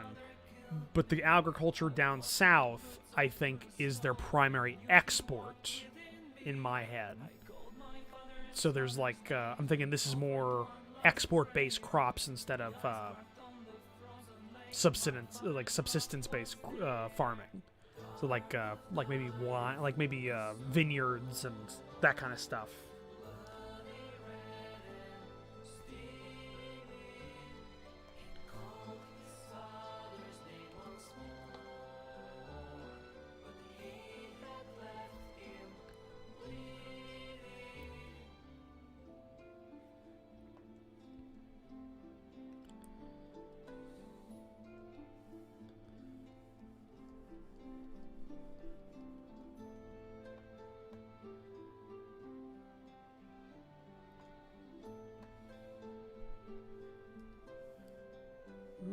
Okay.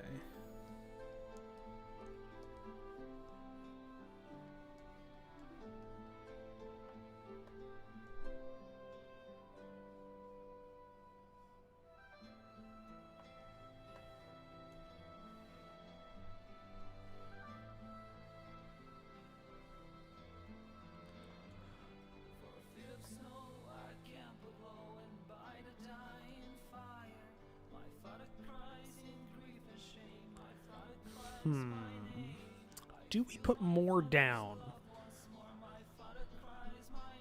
That's the question. Because we had a fairly dense detail on the Umber Isle.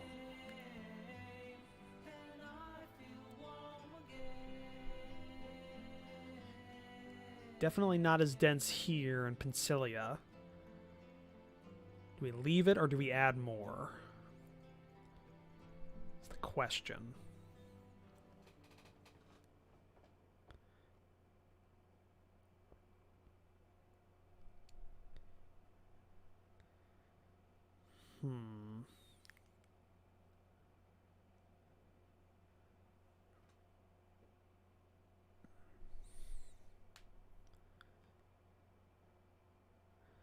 Also, I need to remember to put in a naval border here. That's something we can go ahead and do right now. Border. National border. There is a naval border color that is used here.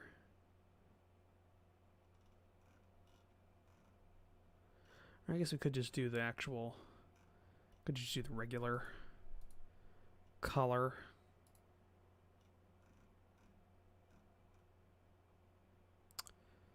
Oh, wow! We just listened through the entire Divinity Original Sin 2 soundtrack, which apparently goes for 2 hours and 7 minutes. Jesus Christ!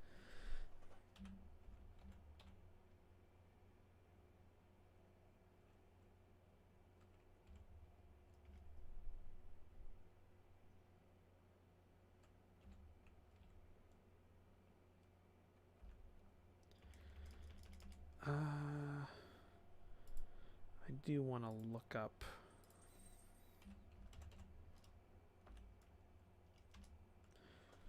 Let's see if we can get a good soundtrack.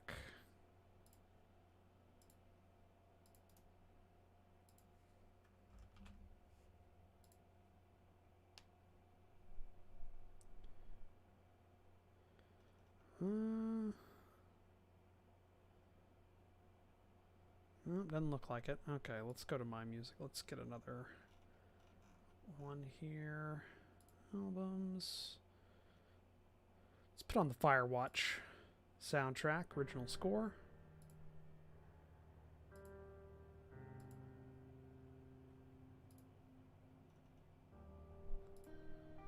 Okay, and I lost the chat. There we go. Chat's back. I lost my pen. There's the pen. Pen's back. Okay. Let's go ahead and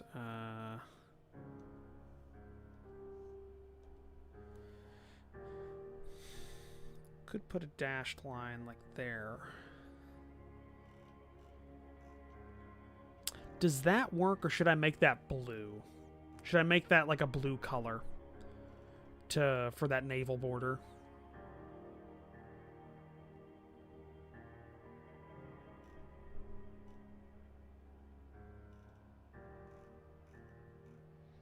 That's got to be like a blue color, I think.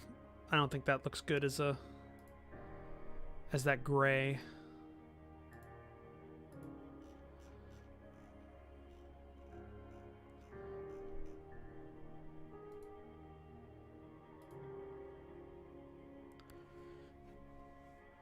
Let's see how that looks as a blue color.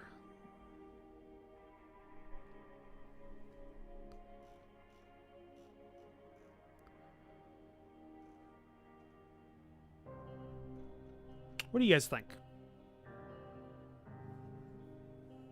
Think the blue color is good for that border, for that naval border on the islands?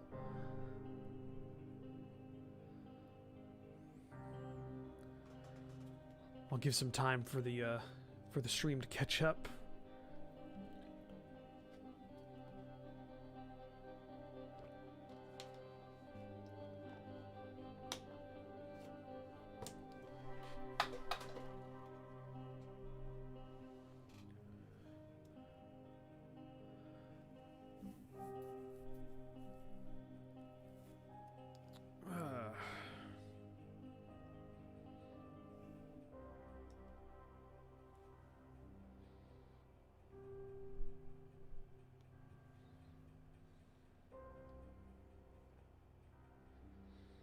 Oh, Slim. Oh, I didn't know. Well, actually, I don't think I've talked to you before, so I wouldn't know that.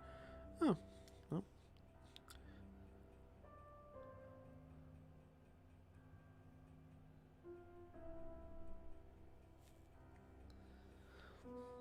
We'll keep it as is for right now. And head back up here. And now the other question is, do we add in more cities to Pensilia? I think we have to, really. The same one? Yeah, we do.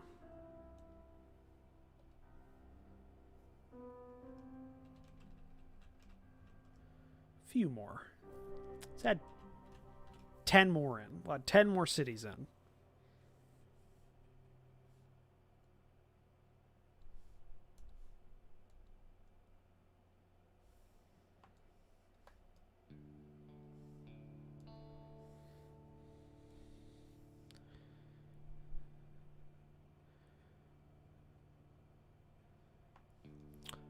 City in the Bay Area.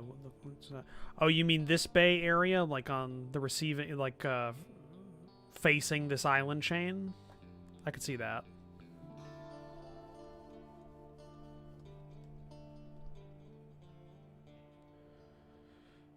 Northeastern side, yeah, yeah. Yeast, yeah.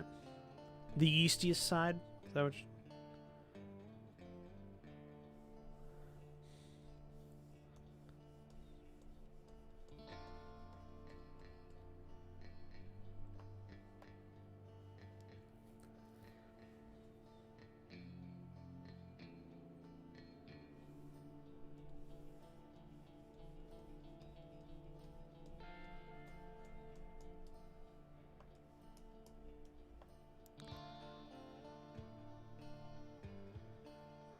Like a roadway going up along here. Okay, that makes sense.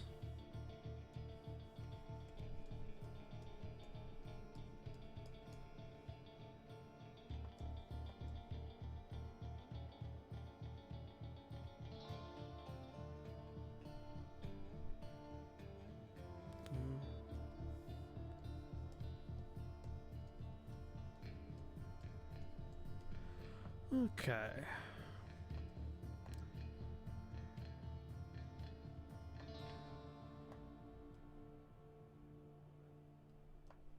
definitely build up this coastline, because I did put this major city in here because it was like the gateway to this coastline. So we're gonna put some towns here.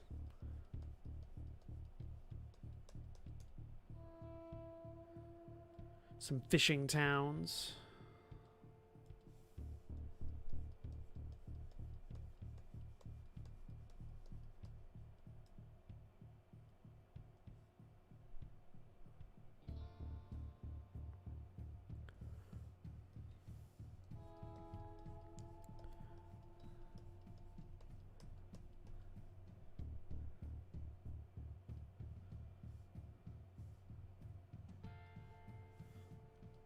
Yeah, there we go.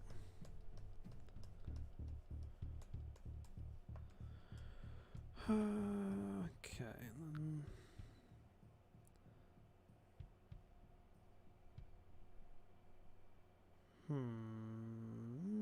Maybe. I see a roadway going through here. Yeah, that makes sense. Then this is like a big, kind of low populated but farming region. Okay, that makes sense.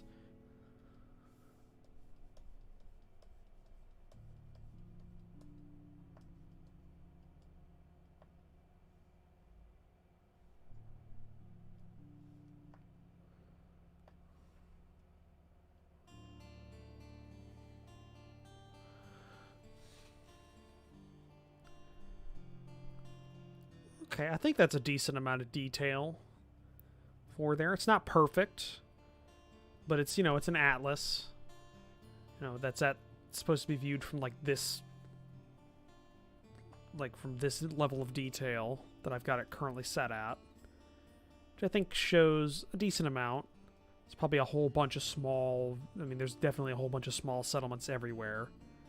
These are kind of like the major ones you need to know in every area that you're at. So that kind of works.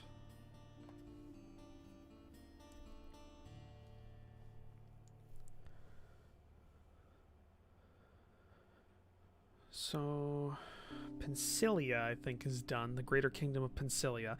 You know what? One thing, we are going to do one more. Because I think this makes sense. And it's just big enough that I don't think it'll cover it.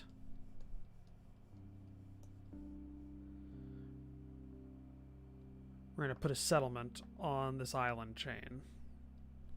Right there. Okay. I think that's good. Hey, DK. How you doing? Just make sure we'll save our progress we've got right now.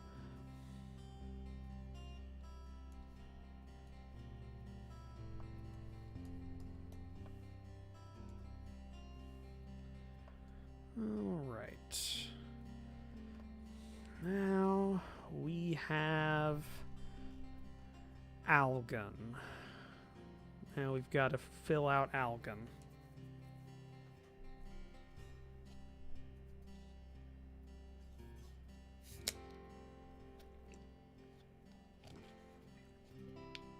I'm doing all right, DK. I'll zoom out a little bit. You can see we've in the intervening time between the last stream and this one, which had a week where I wasn't doing anything because I felt like crap. I finished all the contours of everything. I even went ahead and I've applied an effect on the contour lines. I'm not sure if it comes across on the stream, but there's like a bevel kind of effect.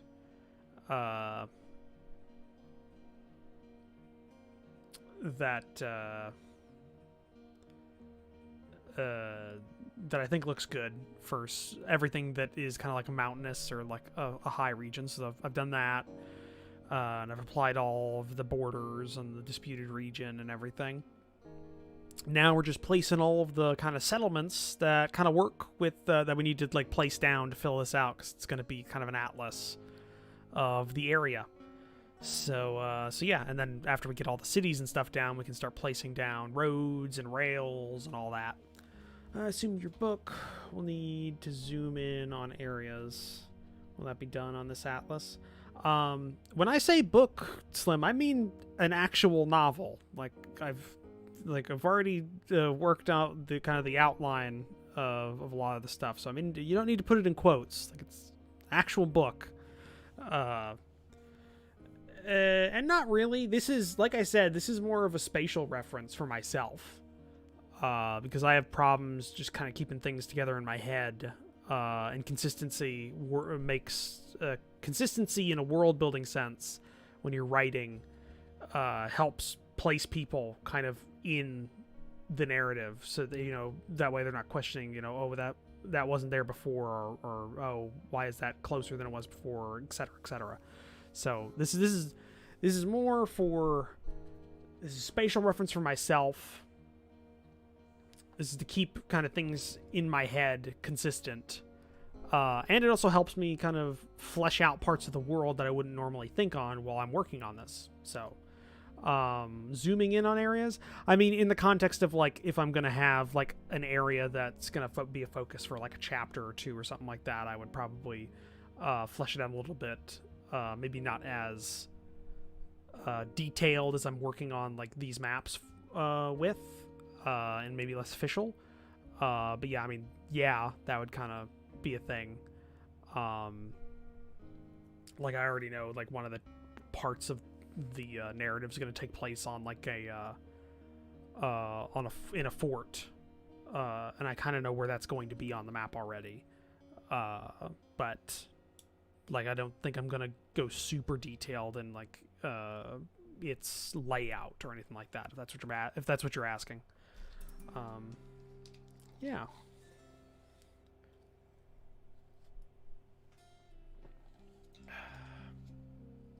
So I'm just kind of looking this over again, trying to see if I need to put any more major cities here.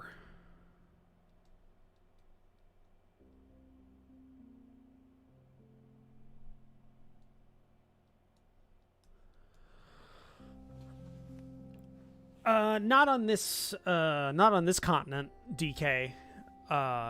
Like, if we go to the actual world map, like, it's, you know, 1900s kind of setting. So, and this is like Eurasia in terms of this continent here. And this is kind of like an Americas. Like 24, Nation 24 is a makeup of a whole bunch of tribal bands and native peoples. This is like an area that has been set aside for them to live in. So all these, like, I'm not sure if it comes across on the stream, but there's a whole bunch of lesser borders that I've put on down here, and these are, like, the areas that the tribes inhabit. And all of these, like, sub borders are the various different tribes of this continent. There, so I mean, those are tribes. And then here, this is kind of like an Africa kind of analog. So there's a lot of small nations that are a bit further along, have had more contact with, like, the more civilized regions, but are still kind of, it's quasi, like, even though it's like 1900s kind of technology and everything, like, there hasn't been, like, a rush for Africa as much in this world. That's mostly because of the distance between kind of like the hub of those, like, the nations that would want to do that to the area that they would be able to. But yeah, so not as much, not really a lot of tribal nomadic. I mean, there are, but there's not in the map we're working on. We'll say that. Okay, so right now I need to think if we're going to put any other major cities on this map before we start working on notable cities and then towns. So we got the capital. We got one up here. One here. And then one here on the border, on the other side of the river, which I think is like a disputed region. This river border.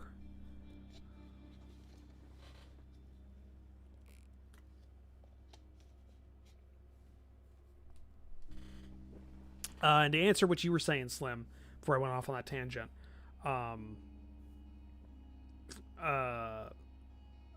Not really. I'm not thinking that detailed for this map, especially because that doesn't really work, because this is a raster based program. This isn't vector based. So raster based programs work off of pixels. So if I zoom in here at a certain point, you're just seeing tiny squares and stuff. So it's a raster based like drawing program. Whereas if I was working on like a vector-based program, I could have infinite. I could have infinite scrolling, because vector-based programs use mathematical formula to have like infinite detail. And I'm not using that, even though I think Clip Studio Paint does allow you to have vector-based layers. Yeah, add a new vector layer. That I'm not sure how that works, but whatever. I haven't set this map up for that. This is just an overview of the region. And specifically, this is an overview of the region because I needed to have, city names and town names and stuff. Because, the character I know for sure is going to be in the book, whether or not I go with a singular protagonist perspective or a multiple protagonist perspective, is going to be starting in the Algan Republic capital. So he's going to be there. And then if I have other perspectives, I know one of the other individuals is going to be somewhere up here in like this mountain range, because they're going to be an officer in the Algan military, Algan army. And the opening months of the war, like, I think this border kind of collapses, kind of like a France, World War I France, like they get pushed back far for a distance before being able to mount a resistance, and then kind of pushing back to a stable line. And I definitely want him to be somewhere in this like mountain region. And I just need names for stuff. I need names for stuff that I can kind of keep very consistent, because geography matters, and stuff like that. If you're trying to put somebody into a narrative in a totally new world, geography matters a lot to maintain that suspension of disbelief and the inherent immersion. So you're fine, Slim. You're fine. It's fine. You don't have to worry.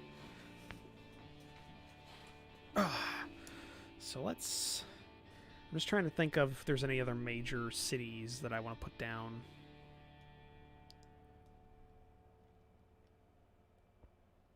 Definitely like that one there. I like that one there. One being here in like this area. That's good. Confluence of two rivers, capital. And then the south. Yeah, we're gonna have a major city down here because there's an inlet here. That could definitely be like an inlet for a harbor region. So yeah, we're gonna put down another major city.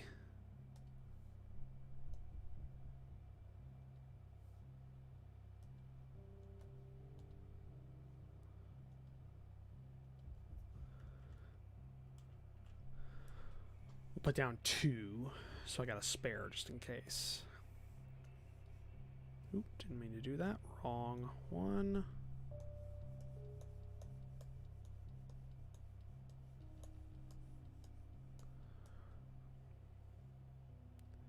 Major city there.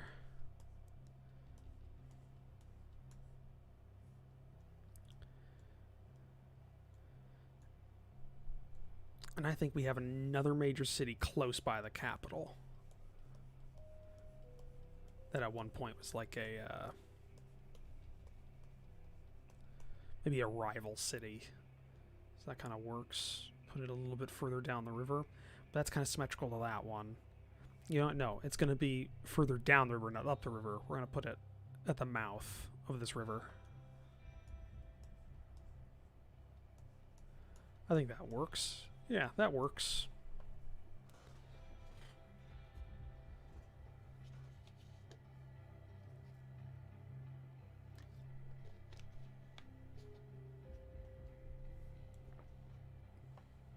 Well, I'm thinking that natural choke point is mostly because of the elevation.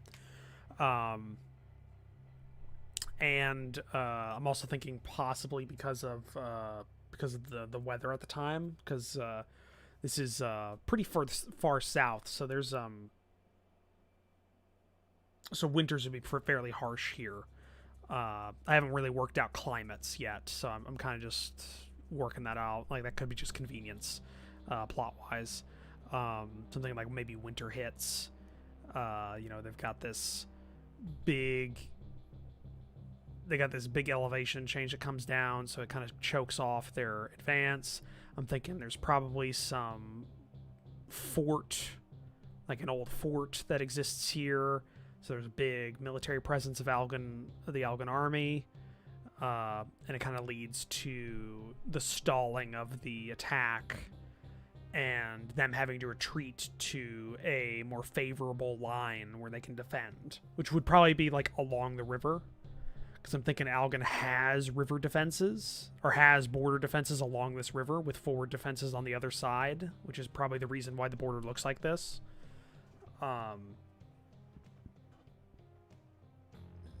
The other thing I'm thinking is maybe this city here. Narrative. I'm kind of going over the narrative, like, in my head right now. And again, this is, like, super early outline narrative.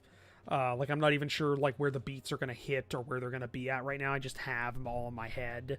Well, not all in my head. I do have it written down. It's just I don't have it all kind of worked out in a more cohesive narrative yet. But I definitely think... I'm definitely thinking maybe this city on the coast doesn't fall. I'm thinking maybe this is I forget what the name of this nation is.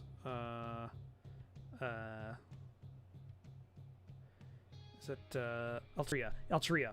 I'm thinking Altria bypasses it to get over the river, and they just don't attack it. And I think there's the point of tension, because if I go with the multi-character perspective, there's definitely going to be a character who's a commander, some high-ranking general, so you have some sort of perspective of the overall war, to kind of balance out some of the other characters, which are going to be kind of lower level. I definitely, in my head, I have a scene where he's cussing and just cursing the hell out of the commander of the military forces around this city on the coast, because he's just sat on his ass this whole time, even though they could threaten the rear of the Altrian military advance. So I'm thinking that's kind of a thing. So strategically, I'll have to work through it, like, step by step, as I work through the actual plot and story and the specific scenes. But that's, like, in my head. So for storyline tension, that's in my head. That the whole reason they retreat after they stall out is because there is that threat of this pocket of troops. There's probably, like, this whole area is bypassed. This pocket of troops that could just kind of cut them off. That, and also the troops from, like, the mountain regions kind of coming down and cutting them off. But in the narrative, I don't think that happens because of general incompetence from generals, which happened all the time in World War I. So that's kind of what this references a lot of this story. So I think that works. Let's get our city, our notable city one here.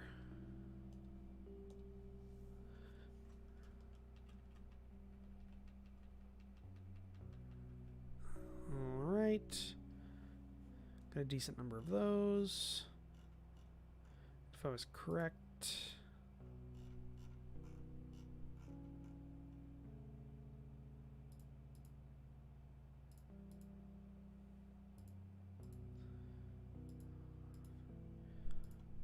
$104. Okay.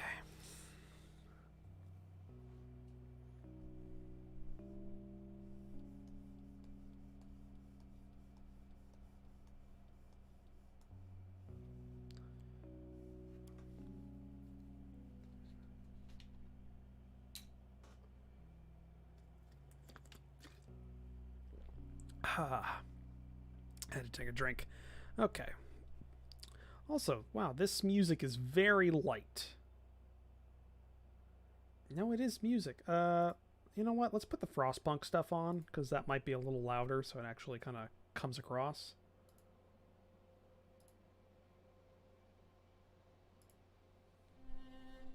There we go.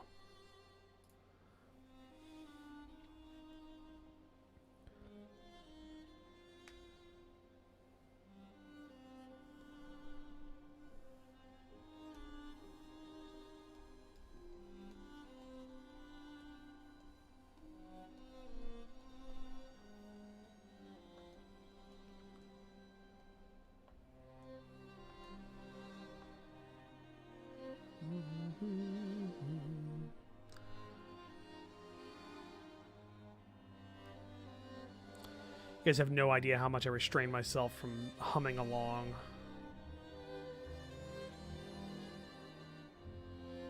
To music as I listen to it.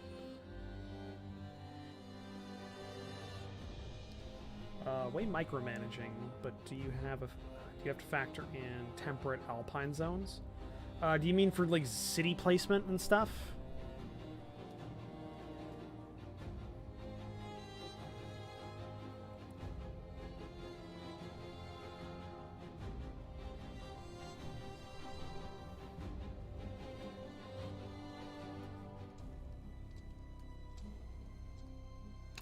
Weather? You could. I'm not going to. That's way too detailed for me. It's also very like there's a lot. There's like you can get some broad strokes with world building, even if you're going like super scientific with the world building, but you can't get really specific because of just there's a huge number of factors when it comes to like weather. You can get climates, but you can't really get weather patterns really easily. Unless you're doing like some super hardcore, like math-based world building. And that's a bit too much for me, because especially given the fact that this world has magic, like, fuck it, you know? It can be a little warmer than it's supposed to be for, you know, magic. It just kind of, you don't have to worry as much. Like, if you're doing, like, a super hard sci-fi stuff, I get if you have to work through that, but yeah, I'm not going through that kind of headache for this. Like, I know Algan in like this continent that it's on has some harsh weather. Like, it has some harsh winters. Mostly just because of how far south it is compared to the equator.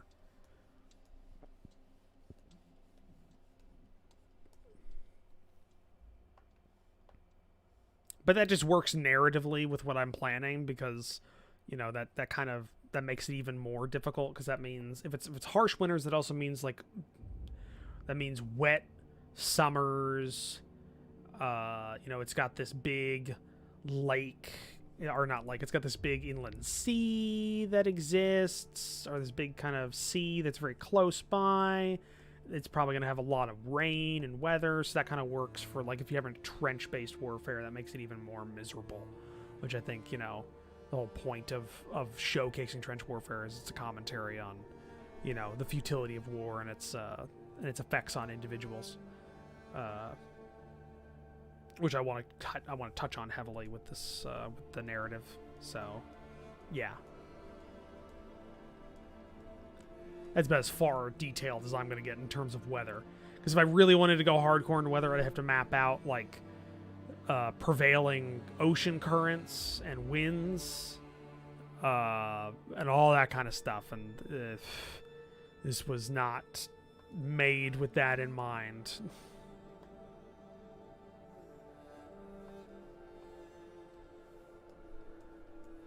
Speaking of harsh winters, we're listening to the Frostpunk soundtrack, so that's funny.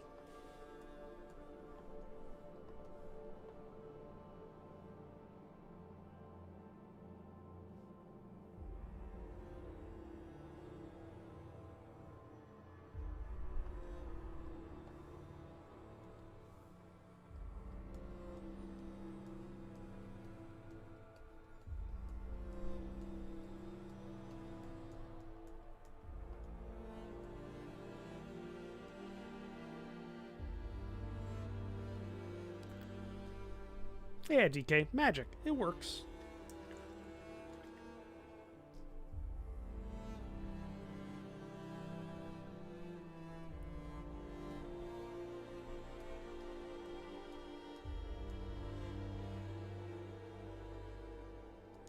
Yeah, animal, like, yeah, flora and fauna details are... That's a whole order of magnitude. Especially if you're trying to keep it scientific. There's more power to the people that can do it, but not a chance for me.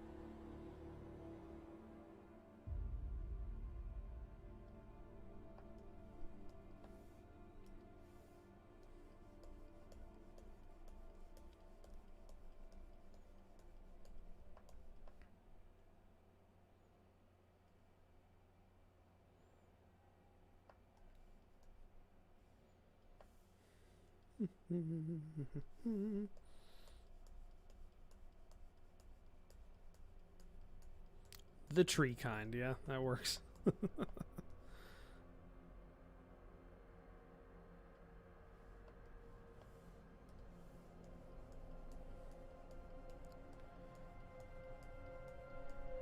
Okay.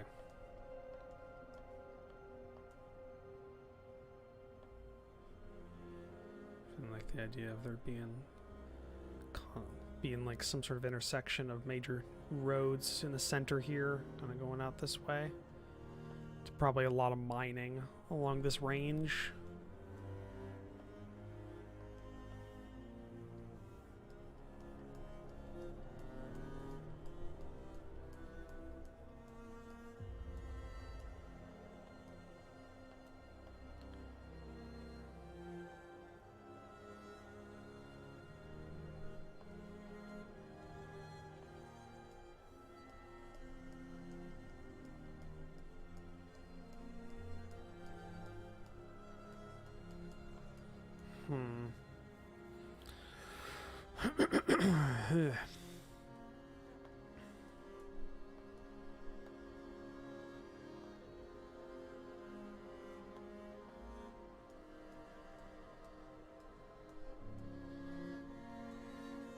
Okay.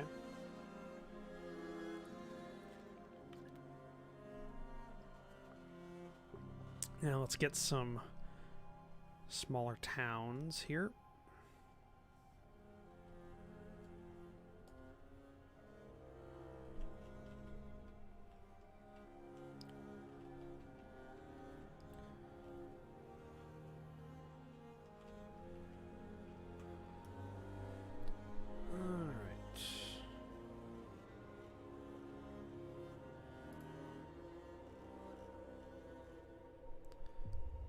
Nalgan is a sufficiently large nation, so it's probably going to have a decent number of ones to call out.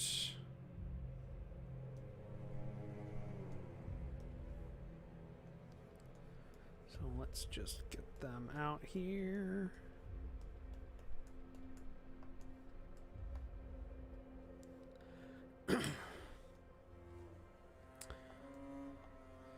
Boy, I really wish I had I really wish my stream analytics actually were working.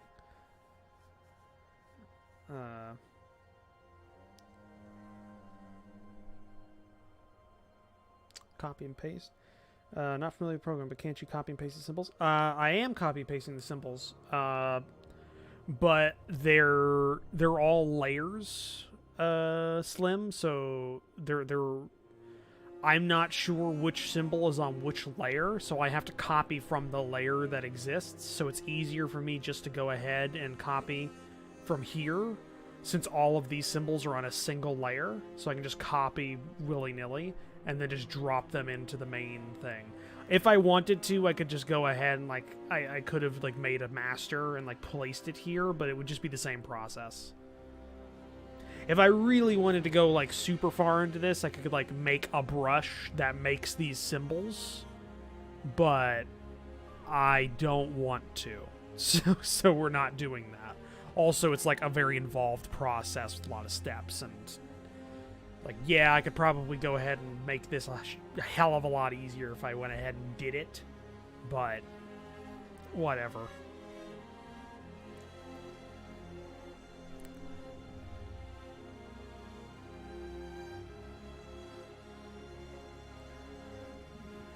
There.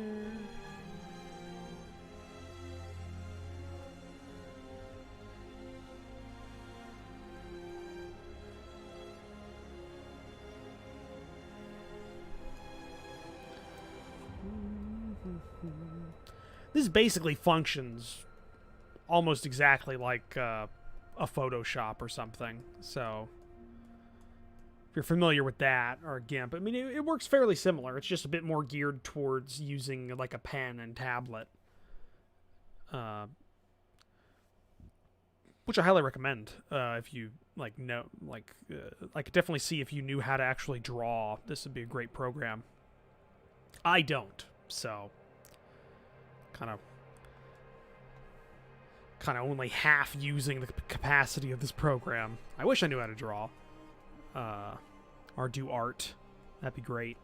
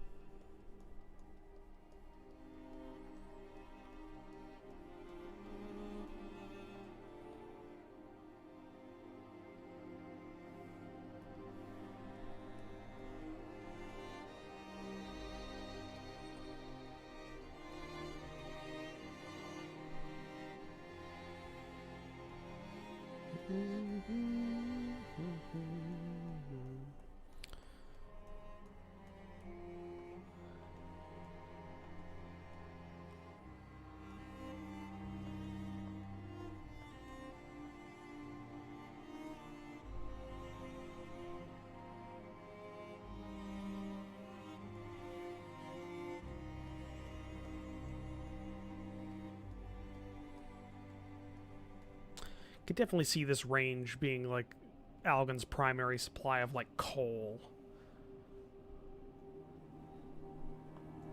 Maybe coal and iron.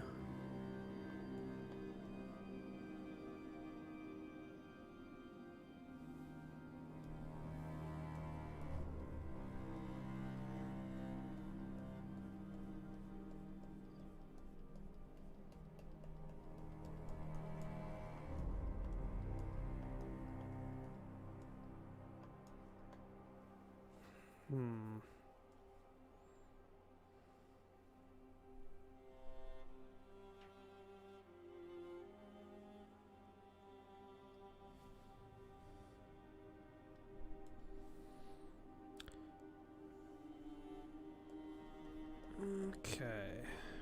Just keep working here.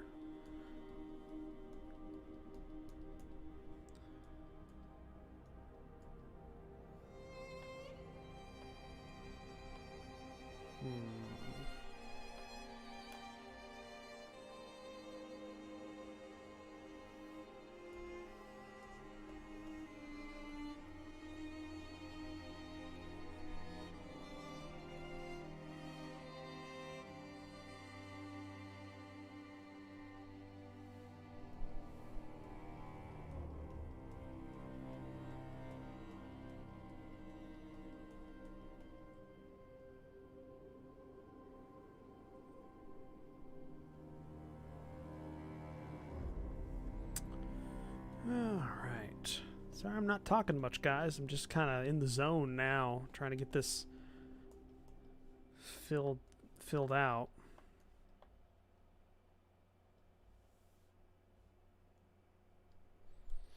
Again, I need to remember that these black dots on my scale for this map are not villages. These are towns.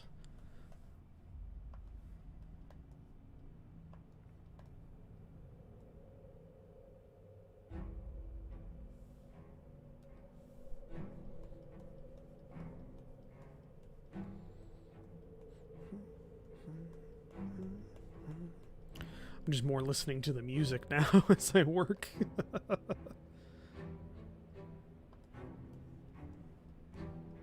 Definitely need to fill out the southern area here.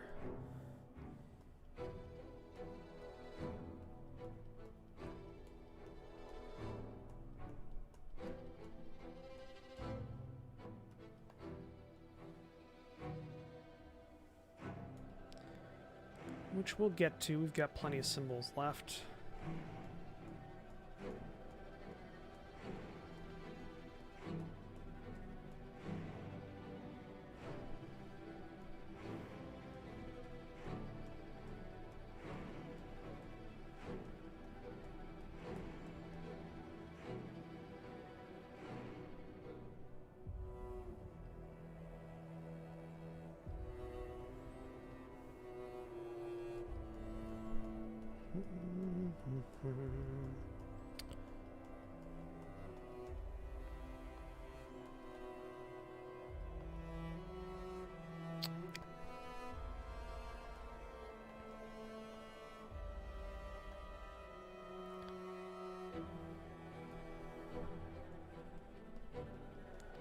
There's like a cluster of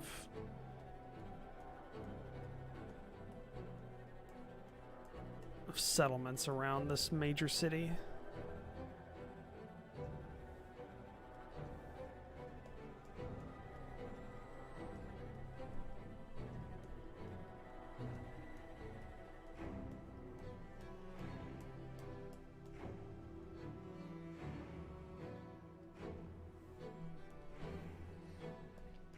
Because I can see like this being like this nation having like a major roadway going along this coast. This is pretty flat, a lot of open, not a lot of intervening terrain for the winds and the weather to off of the ocean, so probably fairly fertile.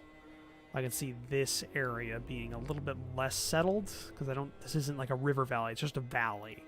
This is a large like lowlands area, so I can see this being like somewhat less settled. Then you start getting into the central kind of area of Algon, which is more heavily populated. And then the coast, which is always a heavily populated region, just by, you know, as a rule.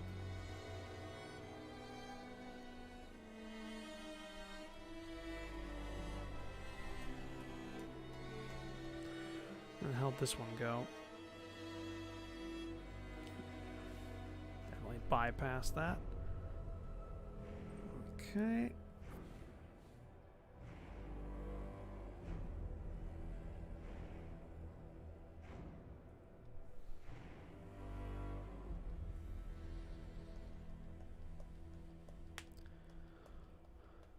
Oh.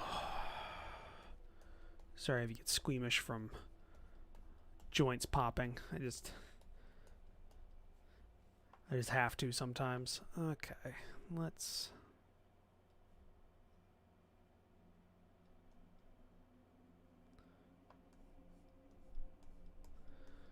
Alright, we're definitely gonna have to put a couple more towns in. I think there needs to be like a few here and just a few in this region. But other than that, I think we've got a fairly decent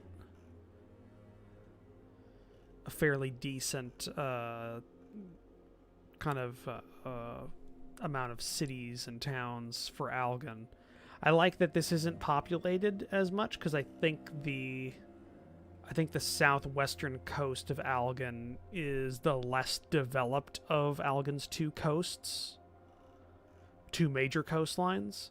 I think the northern one is much more heavily developed because if we look at the world map, like this is a big inland sea, like the Mediterranean, so it's obvious why that would be much more heavily developed, because there's a lot, historically there'd be a lot of sea trade going on here, so that would make sense. And there's not a lot to really get to from this coastline, so that'd be why that probably isn't as developed.